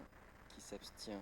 Je vous remercie. D'ailleurs, la réception, c'est jeudi, je crois, jeudi 27 à 16h. Si vous êtes disponible pour visiter les locaux, on est invité par les Restaurants du Cœur. Délibération numéro 8, mobilier urbain à des fins d'information, lancement de la procédure pour approbation sur le mode de gestion. Magali Canon. Un contrat est en cours pour l'exploitation des mobiliers urbains de la commune à des fins d'information. La loi ayant évolué, pour ce type de contrat, il apparaît indispensable de relancer une procédure de concurrence sur ce besoin. La ville de Falaise présente un besoin d'installation et de maintenance de mobilier urbain, de communication aux usagers et aux habitants. Pour ce faire, différents modes de gestion sont possibles. Comme présenté dans le rapport en annexe, le contrat de concession de service présente la solution juridique adaptée aux besoins de la collectivité. Le contrat de concession de service présentera les caractéristiques principales suivantes: la fourniture et la pose de planimètres, d'abris de voyageurs, d'écrans digitaux et de supports de bâche sur des emplacements souhaités par la ville de Falaise, le service d'entretien et de réparation de mobilier assuré par le titulaire, le service d'affichage de la communication non publicitaire de la ville de Falaise sur une partie des faces des mobiliers. En contrepartie, pour se rémunérer, le titulaire exploite l'autre partie des faces des mobiliers à des fins publicitaires. À ce titre, le titulaire encourt un risque d'exploitation. Une durée de 12 ans pour tenir compte de l'amortissement des mobiliers urbains, et le titulaire verse une redevance à la ville de Falaise. Il est demandé au conseil municipal d'approuver le mode de gestion proposé, à savoir le contrat de concession de service, d'approuver les caractéristiques principales des prestations, d'autoriser le lancement de la procédure de consultation pour ce projet de concession de service.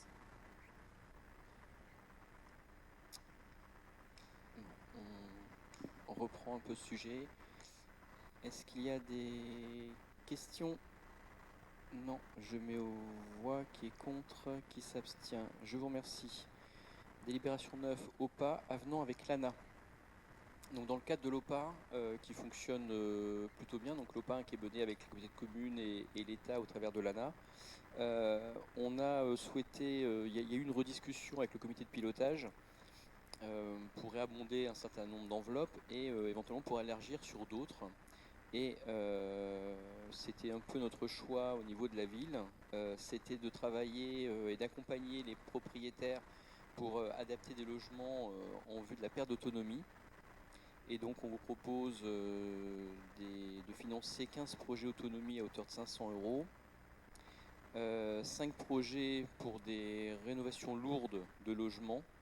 Donc là toujours dans cet objectif de remettre sur le marché locatif des logements qui sont vacants et vétustes, donc avec une subvention de 1 000 € pour 5 projets. Et pour les propriétaires bailleurs, donc ça c'était pour les propriétaires, et pour les propriétaires bailleurs, 2 projets à hauteur de 2 000 €, là aussi pour des logements complètement dégradés, c'est-à-dire des propriétaires, on est plutôt sur des logements du centre-ville, des choses comme ça, qui n'ont pas les moyens de financer seuls des projets, ça peut être un élément déclencheur pour eux. Et puis 2 projets pour 3 000 € pour là des projets très lourdement vétustes. Là aussi, ça s'inscrit complètement dans notre volonté de reconquérir l'habitat indigne. Cette modification permet de subventionner 5 projets autonomie supplémentaires et précise les définitions des logements moyennement dégradés ou très dégradés en cohérence avec les critères de l'ANA.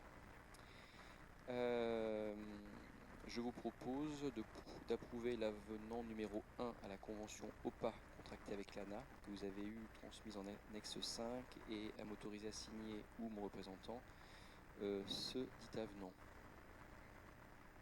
Est-ce qu'il y a des questions? Je mets aux voix. Qui est contre? Qui s'abstient? Je vous remercie. Et je cède à Sandrine Petit la délibération suivante: convention entre le conseil départemental du Calvados et la ville de Falaise pour la réalisation de travaux d'aménagement cyclable dans le parc de la Fresnay. Bonsoir à tous. Alors, initiées en 2004, les actions du département en faveur du vélo ont été réaffirmées par l'adoption le 1er février 2023 d'un plan vélo 3. Celui-ci a notamment pour objectif de développer un réseau d'itinéraires cyclables sur l'ensemble du territoire départemental, dans le but de répondre aux attentes des usagers de modes de déplacement doux, mais aussi d'enrichir l'offre touristique du territoire. Parmi les projets emblématiques de ce plan figure le développement d'une nouvelle véloroute nommée la Verdoyante, reliant Lisieux à Noue de Sienne, en passant par le parc de la Fresnay à Falaise, depuis l'avenue Georges Clémenceau, RD 658, rue Saint-Jean, jusqu'au début de la voie verte de Nantes. Les travaux travaux de la voie verte dans le parc de la Fresnay seront effectués par la ville pour le compte du département, en parallèle des travaux d'aménagement de la voirie du parc. La convention, que vous pouvez voir en annexe 6, acte que le conseil départemental remboursera à la ville de Falaise le montant des travaux de la voie verte, estimé à 126 133 €, selon le plan de financement suivant au stade de projet.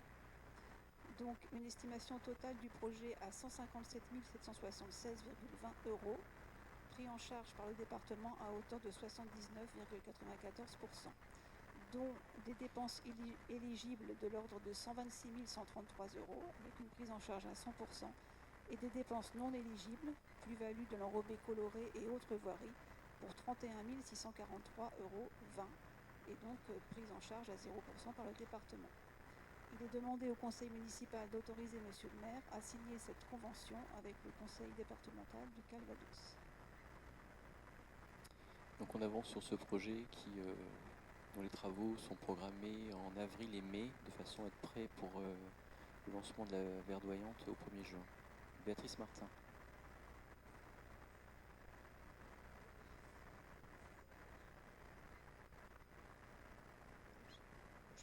Bonsoir à toutes et à tous. Nous nous réjouissons de ces aménagements. C'est vraiment une chance pour notre territoire.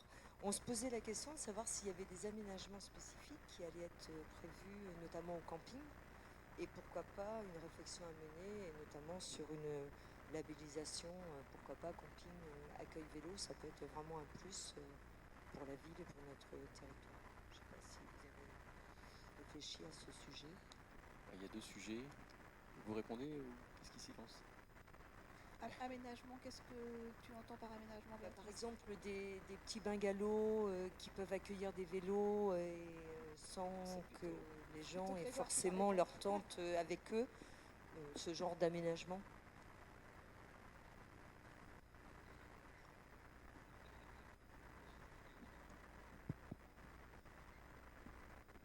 Oui, en effet, Béatrice, pour te répondre, c'est un sujet qui est en réflexion dans les tuyaux depuis plusieurs années. On n'avait pas jusque-là les moyens de le faire et ce n'était pas dans les priorités au camping. Je ne sais pas encore vous dire si on le fera en 2025 ou 2026, parce que là, il y a des priorités, notamment la labellisation, d'obtention de la 3e étoile. Mais on est bien en réflexion sur la création de 2 hébergements légers pour cyclistes et randonneurs qui correspond et qui est dans la philosophie du tarif randonneur cyclo qu'on avait mis en place il y a 3 ans.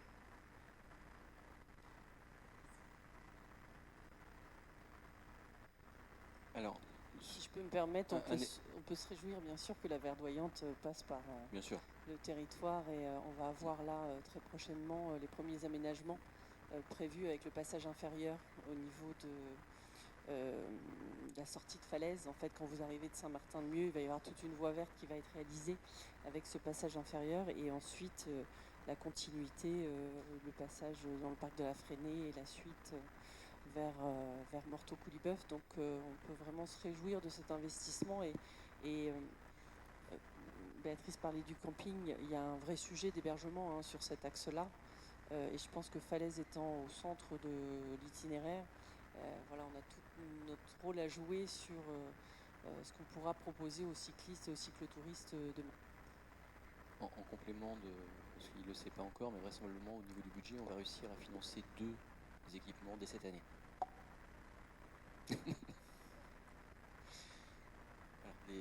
Les modules, voilà. Alors est-ce qu'on les aura pour l'ouverture de la saison? Ça c'est parce que maintenant il faut attendre que le budget soit voté et qu'on lance les consultations, mais logiquement vous les aurez cette année. Sur l'espace Explando, en équipement, il y aura des porte-vélos de chaque côté, et puis il y aura les sanitaires. Et la passerelle, il y a une deuxième passerelle alors qui est piétonne, mais alors, je ne sais pas où les vélos passeront, s'ils passeront sur la partie piétonne. Enfin voilà, il y a une sécurisation en tout cas du secteur et l'ensemble du secteur du Val-d'Ante pour que les vélos puissent circuler en sécurité, sachant que si ma mémoire est bonne, ce parcours utilise l'une des boucles du département qui est c'est pas la verdoyante, mais l'autre boucle du département et se raccroche à cet espace-là. Oui, la deuxième boucle, alors qui n'est pas encore, parce que le département a aussi des réalités financières et budgétaires, et donc voilà, il y a déjà la verdoyante, la boucle et l'itinéraire est déjà tracé. Maintenant, il faut avoir les moyens en investissement pour pouvoir aussi la faire. Donc, ce ne sera pas cette année, en 2025. Pour la partie falaise, ce sera cette année en tout cas, puisqu'elle est prévue dans le cadre du projet d'aménagement. Ok. Je mets aux voix qui est contre, qui s'abstient. Je vous remercie. Demande de subvention au Conseil régional de Normandie, accompagnement des théâtres de ville. Cécile Vagarez-Marie.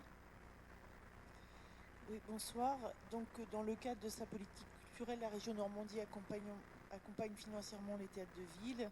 Donc, chaque année, on fait une demande de subvention auprès de la région et chaque année, elle répond présente à notre demande. Donc, les critères d'attribution, je les rappelle, des aides portent notamment sur le projet artistique du lieu, notamment la saison culturelle, bien entendu, ses engagements dans la coproduction mutualisée, son action en direction des différents publics et sa coopération interrégionale. Le Forum Théâtre de Falaise à travers sa saison, ses différentes actions, mais également et surtout la professionnalisation de la programmation répond totalement aux objectifs de la politique régionale. C'est pourquoi la diffusion, la coproduction, l'action culturelle, les partenariats intra- et extramuros, l'année 2024 a marqué une continuité et un investissement collaboratif au service des habitants. Par exemple, la ville a pris en charge une tournée de proximité avec un duo de visiteurs à Pont-Louis et à Potigny, et aussi ainsi qu'au centre socio-culturel de Falaise. La médiathèque a reçu aussi ce duo. La ville de Falaise a programmé 26 spectacles pour 43 séances. Le nombre de spectateurs est de 5113, un taux de remplissage à hauteur de 62%. La saison de spectacle a pour objectif de présenter différentes esthétiques en écho au monde d'aujourd'hui, de soutenir les compagnies dans une démarche cohérente avec les théâtres du Grand Ouest et de développer l'action culturelle de manière aboutie entre la résidence et la diffusion. La saison a reçu le soutien précieux du département du Calvados, merci, de la région Normandie, coproduction et aide au théâtre de ville, de l'Office national de diffusion artistique, donc l'ONDA, l'Office de diffusion et d'information artistique, l'ODIA Normandie. Elle maintient également de précieuses collaborations avec les festivals Spring, les Boréales et les partenaires comme Corrège, CDCN Falaise Normandie, Centre de développement chorégraphique national, la médiathèque du Pays de Falaise, la Maison des jeunes et de la culture de Potigny, le centre socio-culturel de Falaise, Pont-Louis Loisirs et la Microfolie. Et je rajouterai cette année un partenariat avec Jazz Le Pommier qui va être renouvelé. Le groupe Gablé a mené des actions culturelles avec les usagers du centre socio-culturel. Le travail a permis de tisser des liens avec le spectacle Comicolor. Les usagers ont réalisé des films en stop motion. Le travail a été présenté lors d'une restitution au centre socio-culturel. La ville de Falaise confirme donc son engagement dans les coproductions, les résidences d'artistes, notamment avec la compagnie Dodeka pour le spectacle Mesure pour mesure et Mes ailes d'exploration Jules Verne. Les actions culturelles ont été réalisées grâce au soutien de plusieurs dispositifs. La culture s'anime en Normandie avec le groupe Gablé, le centre socioculturel de Falaise, le dispositif Regard avec le lycée, le centre dramatique national de Rouen, Normandie, pour le spectacle Orla. Le dispositif Jumelage avec la compagnie L'Empreinte et le lycée avec une exposition à la clé dont on va faire un vernissage prochainement, j'ai plus tout à fait la date en tête. La Microfolie mène également donc des actions de sensibilisation en lien avec la saison, le stop motion. À ce titre, la ville de Falaise sollicite une subvention à hauteur de 15 000 € pour l'action du Forum Théâtre de Falaise. Il est demandé donc au conseil municipal de bien vouloir autoriser monsieur le maire à solliciter cette subvention. Merci. Est-ce qu'il y a des prises de parole sur cette délibération? Non. Je mets aux voix. Qui est contre? Qui s'abstient? C'est accordé. 12. Délégation du conseil municipal. Décision du maire prise depuis le dernier conseil municipal. Alors, fin 2024.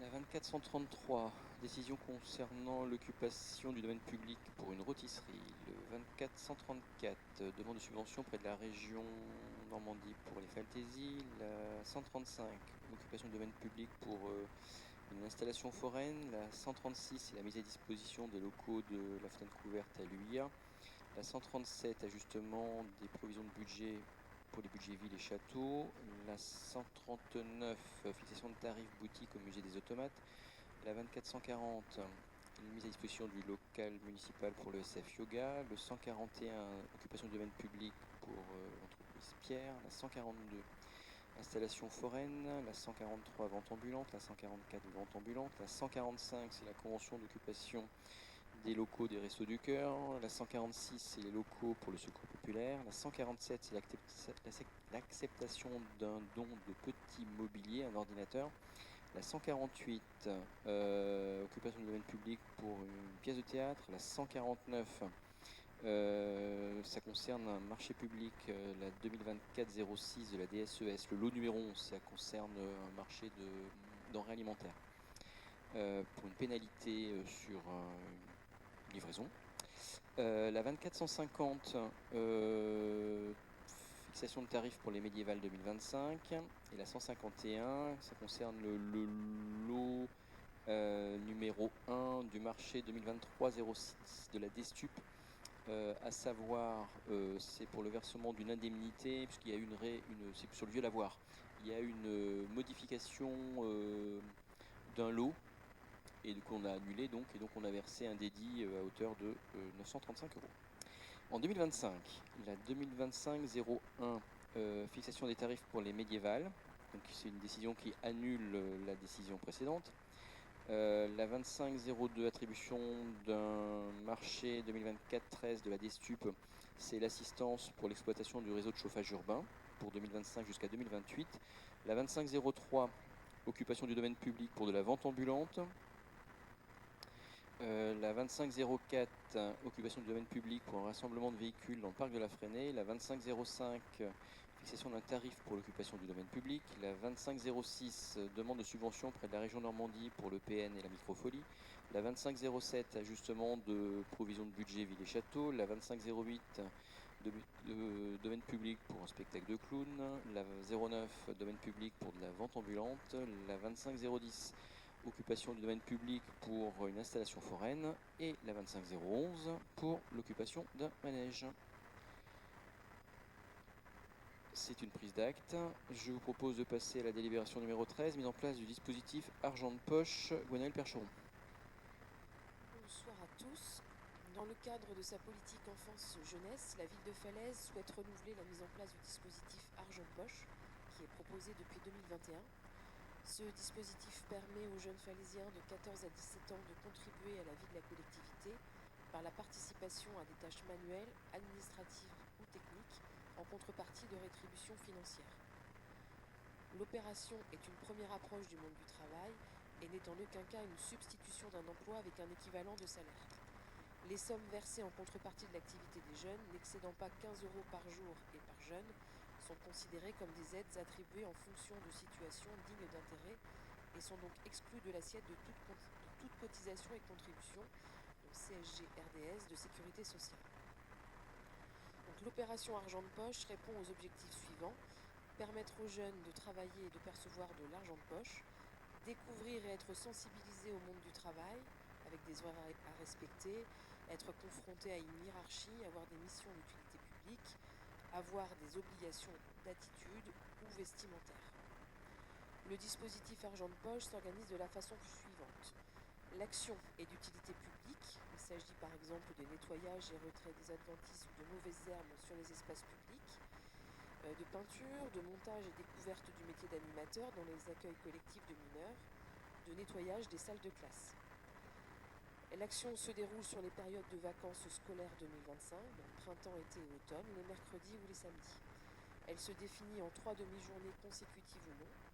Le nombre d'heures d'intervention est de 3 par jour, auxquelles peuvent être ajoutées 30 minutes de pause maximum. Durant l'action, le jeune est sous l'autorité d'un technicien de la ville de Falaise. Chaque action est réalisée par un ou des jeunes, des groupes de 2 à 6 jeunes maximum, les binômes étant privilégiés. La mixité dans les groupes est favorisée. Les conditions de sélection et de participation à l'opération sont être falaisien, être âgé de 14 à 17 ans maximum, candidater par le biais du document relatif à l'opération de la ville dispositif argent de poche, devant être signé du jeune et de ses responsables légaux. Les candidatures sont prises en compte par ordre d'arrivée. Le nombre de places est limité à 48 jeunes par an, défini dans le cadre de la préparation budgétaire. Et un jeune ne pourra participer à ce dispositif qu'une fois par an.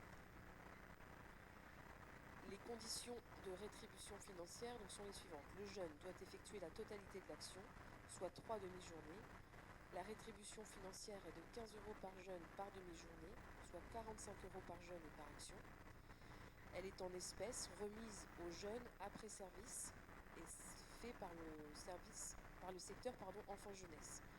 Et la dépense sera imputée au chapitre 011, charges de fonctionnement, article 64-138 du budget de la ville. Un règlement intérieur charte d'engagement définit les règles de l'opération, l'organisation générale des actions et les engagements du jeune, de ses responsabilités et celles de la municipalité. Le secteur enfant-jeunesse, via le local jeune, est garant du suivi de l'opération. Vu le code de la famille et de l'action sociale, vu le code général des collectivités territoriales, vu l'avis de la commission centre socioculturel réunie le 12 décembre 2024, vu l'exposé des motifs, il est demandé au conseil municipal de bien vouloir autoriser la mise en place du dispositif argent de poche tel que présenté ci-dessus pour l'année 2025, approuver le budget alloué à ce dispositif fixé à 2160 € pour l'année 2025 et autoriser Monsieur le maire ou son représentant à mener toutes les démarches et à signer tout document nécessaire à l'application de la délibération. Merci. Des remarques sur cette délibération? C'est celle qu'on prend annuellement depuis le début du mandat. Un dispositif qui marche bien et que des enfants de tout le territoire nous sollicitent, mais qui est réservé aux petits Falaisiens. Je mets aux voix qui est contre, qui s'abstient. Je vous remercie. Délibération 14, constitution de servitude au profit d'Enedis sur la parcelle cadastrée BR 63. Jacques Lebray. Bonsoir à tous. Afin de permettre la modification du réseau électrique haute tension au niveau du numéro 3 de la rue du Val-d'Ante, la société Enedis va être amenée à réaliser des travaux, la pose d'un câble haute tension souterrain sur 146 mètres sur la parcelle cadastrée BR numéro 63 appartenant à la ville de Falaise. À cet effet, la société Enedis demande l'établissement d'une convention de servitude souterraine, la 1606 version 08, sur cette parcelle cadastrée. Les caractéristiques de cette servitude sont précisées dans la convention de servitude que vous avez en plan joint. Le plan parcellaire mentionnant la bande de servitude à consentir à la société est reproduit ci-après. Donc je ne l'ai pas cité en tête, mais c'est la traversée du camping par une ligne haute tension qui part de la route de Saint-Pierre-sur-Dive jusqu'à la caserne des pompiers à peu près. Les travaux seront pris en charge par Enedis. La servitude ne donnera lieu à aucune indemnité. La ville de Falaise conservera la pleine propriété de la parcelle, BR 63. Il est donc demandé au conseil municipal de bien vouloir autoriser monsieur le maire ou son représentant à signer la convention de servitude de passage souterraine au profit d'Enedis, à valoir sur la parcelle cadastrée BR 63 et l'acte notarié correspondant dont les frais seront à la charge d'Enedis. Autoriser monsieur le maire ou son représentant à signer tout document se rapportant à ce dossier. Pour ceux qui ont le plan, dans la traversée du camping, on voit la ligne en rouge et tout le reste passe sous la rivière pour rejoindre la fontaine d'Arlette, sur quarantaine de mètres à peu près sous l'eau. Voilà. Est-ce qu'il y a des questions? Je mets aux voix qui est contre, qui s'abstient.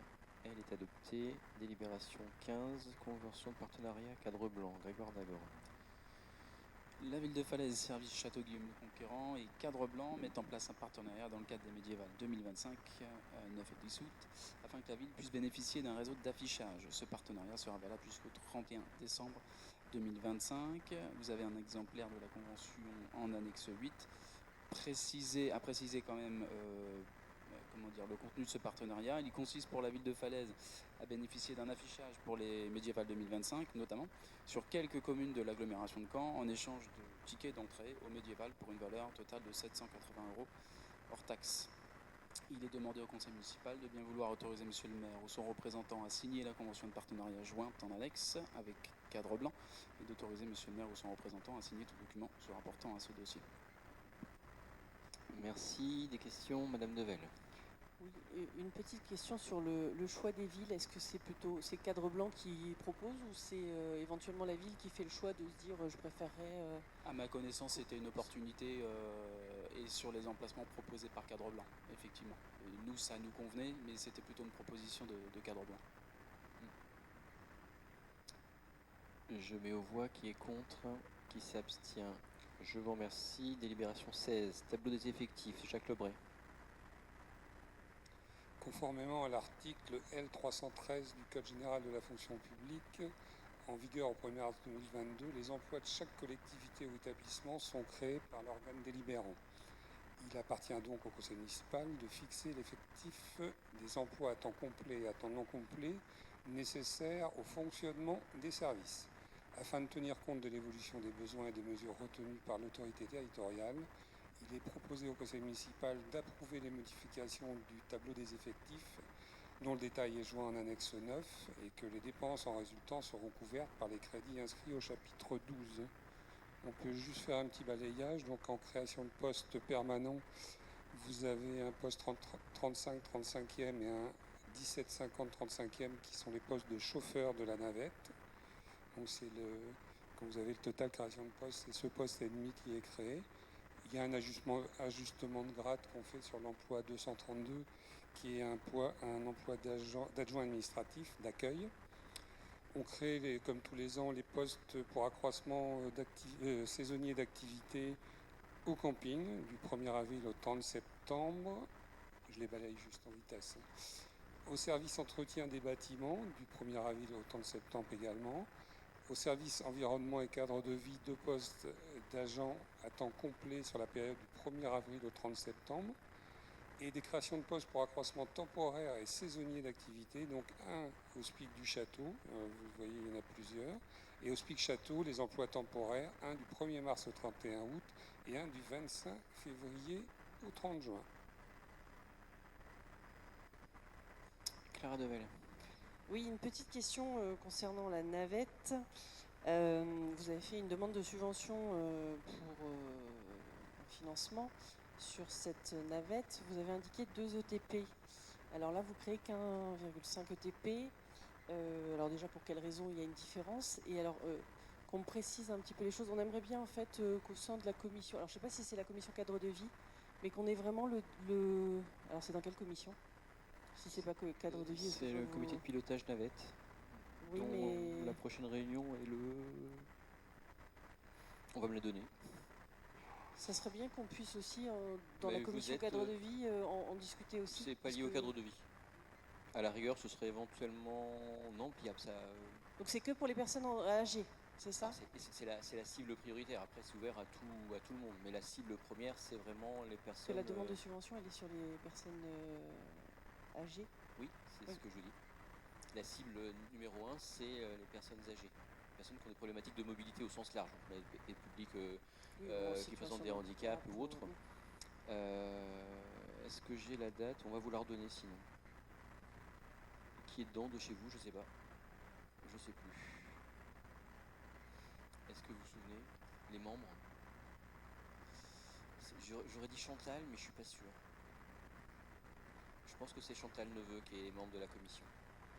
Loïc? Ah, ce serait Mais le en tout cas 24 mars. La prochaine réunion le 24 mars. 24 mars, d'accord. Merci.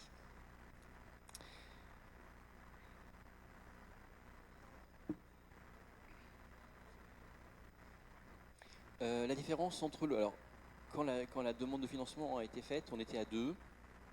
Et alors, on a revu pour optimiser, notamment au départ, et ça doit pouvoir tenir à un 5.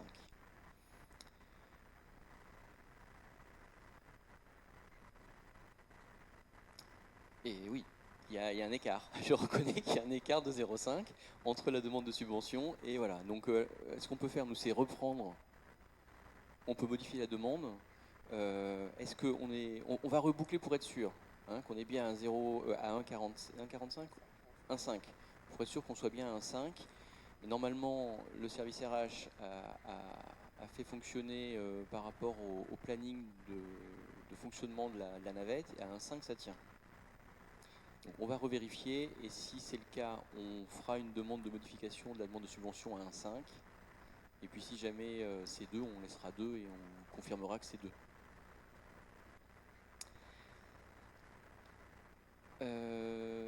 On l'a voté ou pas? Non. Donc je mets aux voix ce tableau des effectifs. Qui est contre? Qui s'abstient? Il est adopté. La délibération 17, je vous propose de la passer à huis clos, puisqu'on parle d'un acquéreur falaisien. Donc avant, je vous demande d'abord si vous m'autorisez à la mettre à huis clos. Est-ce qu'il y a des objections? Je mets aux voix. Qui est contre? Qui s'abstient? C'est adopté. Donc on ouvre désormais... informations ou questions, puisqu'on a eu des remarques de Falaisiens et notamment de Falaisiens de Guibray concernant les cimetières et notamment le cimetière de Guibray avec alors d'habitude c'est Valérie qui en parle, malheureusement elle n'est pas là ce soir, elle s'en excuse et elle voulait revenir un peu sur le sujet sur les jardins des souvenirs. Il y a notamment en ce moment, alors c'était la semaine dernière, donc peut-être que depuis il y a eu des interventions, mais sur le jardin du souvenir, il y a des galets, mais il y a très peu de galets. Et donc en fait, on voit les cendres sur ce petit espace, parce qu'il n'est pas très grand. Et donc, par respect par rapport aux familles, etc., est-ce qu'il serait possible alors déjà d'entretenir la partie du cimetière, et puis également peut-être de réinvestir ou de remettre en fait quelque chose de plus propre pour voilà, par respect pour toutes les familles de cimetières. Et puis je crois qu'il y avait un sujet de plaque, mais là ça doit être avec les pompes funèbres qu'il faut peut-être revoir les choses. Et notamment il y avait une plaque qui était attachée avec du scotch. Donc c'est quand même, voilà, c'est pas acceptable dans un cimetière d'avoir des plaques attachées avec du scotch. Donc c'est juste revoir et savoir si les services techniques peuvent passer pour éventuellement voir la situation et améliorer l'entretien du cimetière. C'est pas un problème de galets, c'est un problème de pompes funèbres.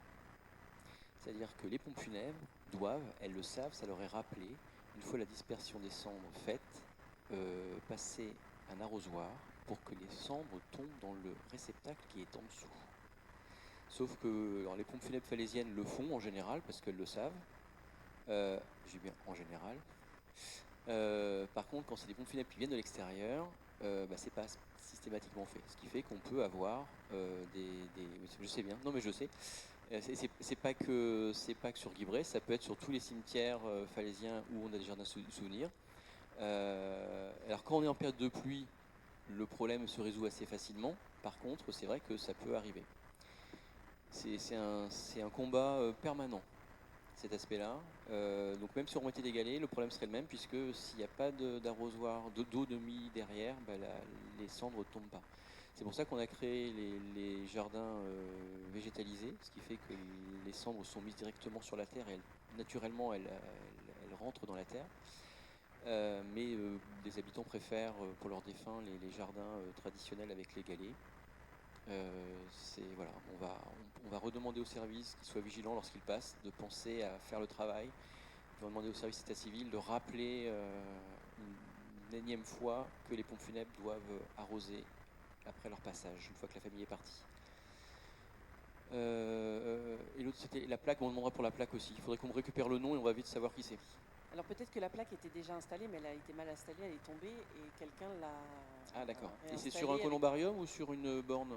C'est à côté du jardin du souvenir, parce que c'est Valérie qui a été voir la semaine dernière. Et, donc j'ai des photos si vous voulez. Pour vous non, mais on va envoyer quelqu'un, on ira voir pour voir ce qu'il y a et puis voir avec les pompes funèbres pour qu'il accroche correctement. C'est un peu la difficulté. On a beaucoup de pompes funèbres extérieures qui interviennent sur falaise. Alors souvent, c'est les Falaisiens quand même, qui ont l'habitude, mais quand c'est pompes funèbres extérieures, c'est toujours un petit peu plus compliqué. Deux choses que je voulais vous dire. Donc le prochain conseil, c'est le 24. Dans un mois tout juste, on votera le budget et le compte administratif de l'année 2024. Et je voulais souhaiter la bienvenue publiquement devant vous aux deux directrices que vous avez certainement déjà croisées ou vues dans les cérémonies de vœux ou autres. Mais c'était leur premier conseil municipal ce soir. Charlotte Plessis, qui est la directrice rayonnement territorial, voilà, il manquait le R, et Alison Anne, que vous connaissez peut-être moins, qui est arrivée la semaine dernière, qui a pris la DSES depuis la semaine dernière. Voilà. Bienvenue à toutes les deux. Bien. S'il n'y a pas d'autres questions diverses, je vais mettre à huis clos la fin du conseil municipal.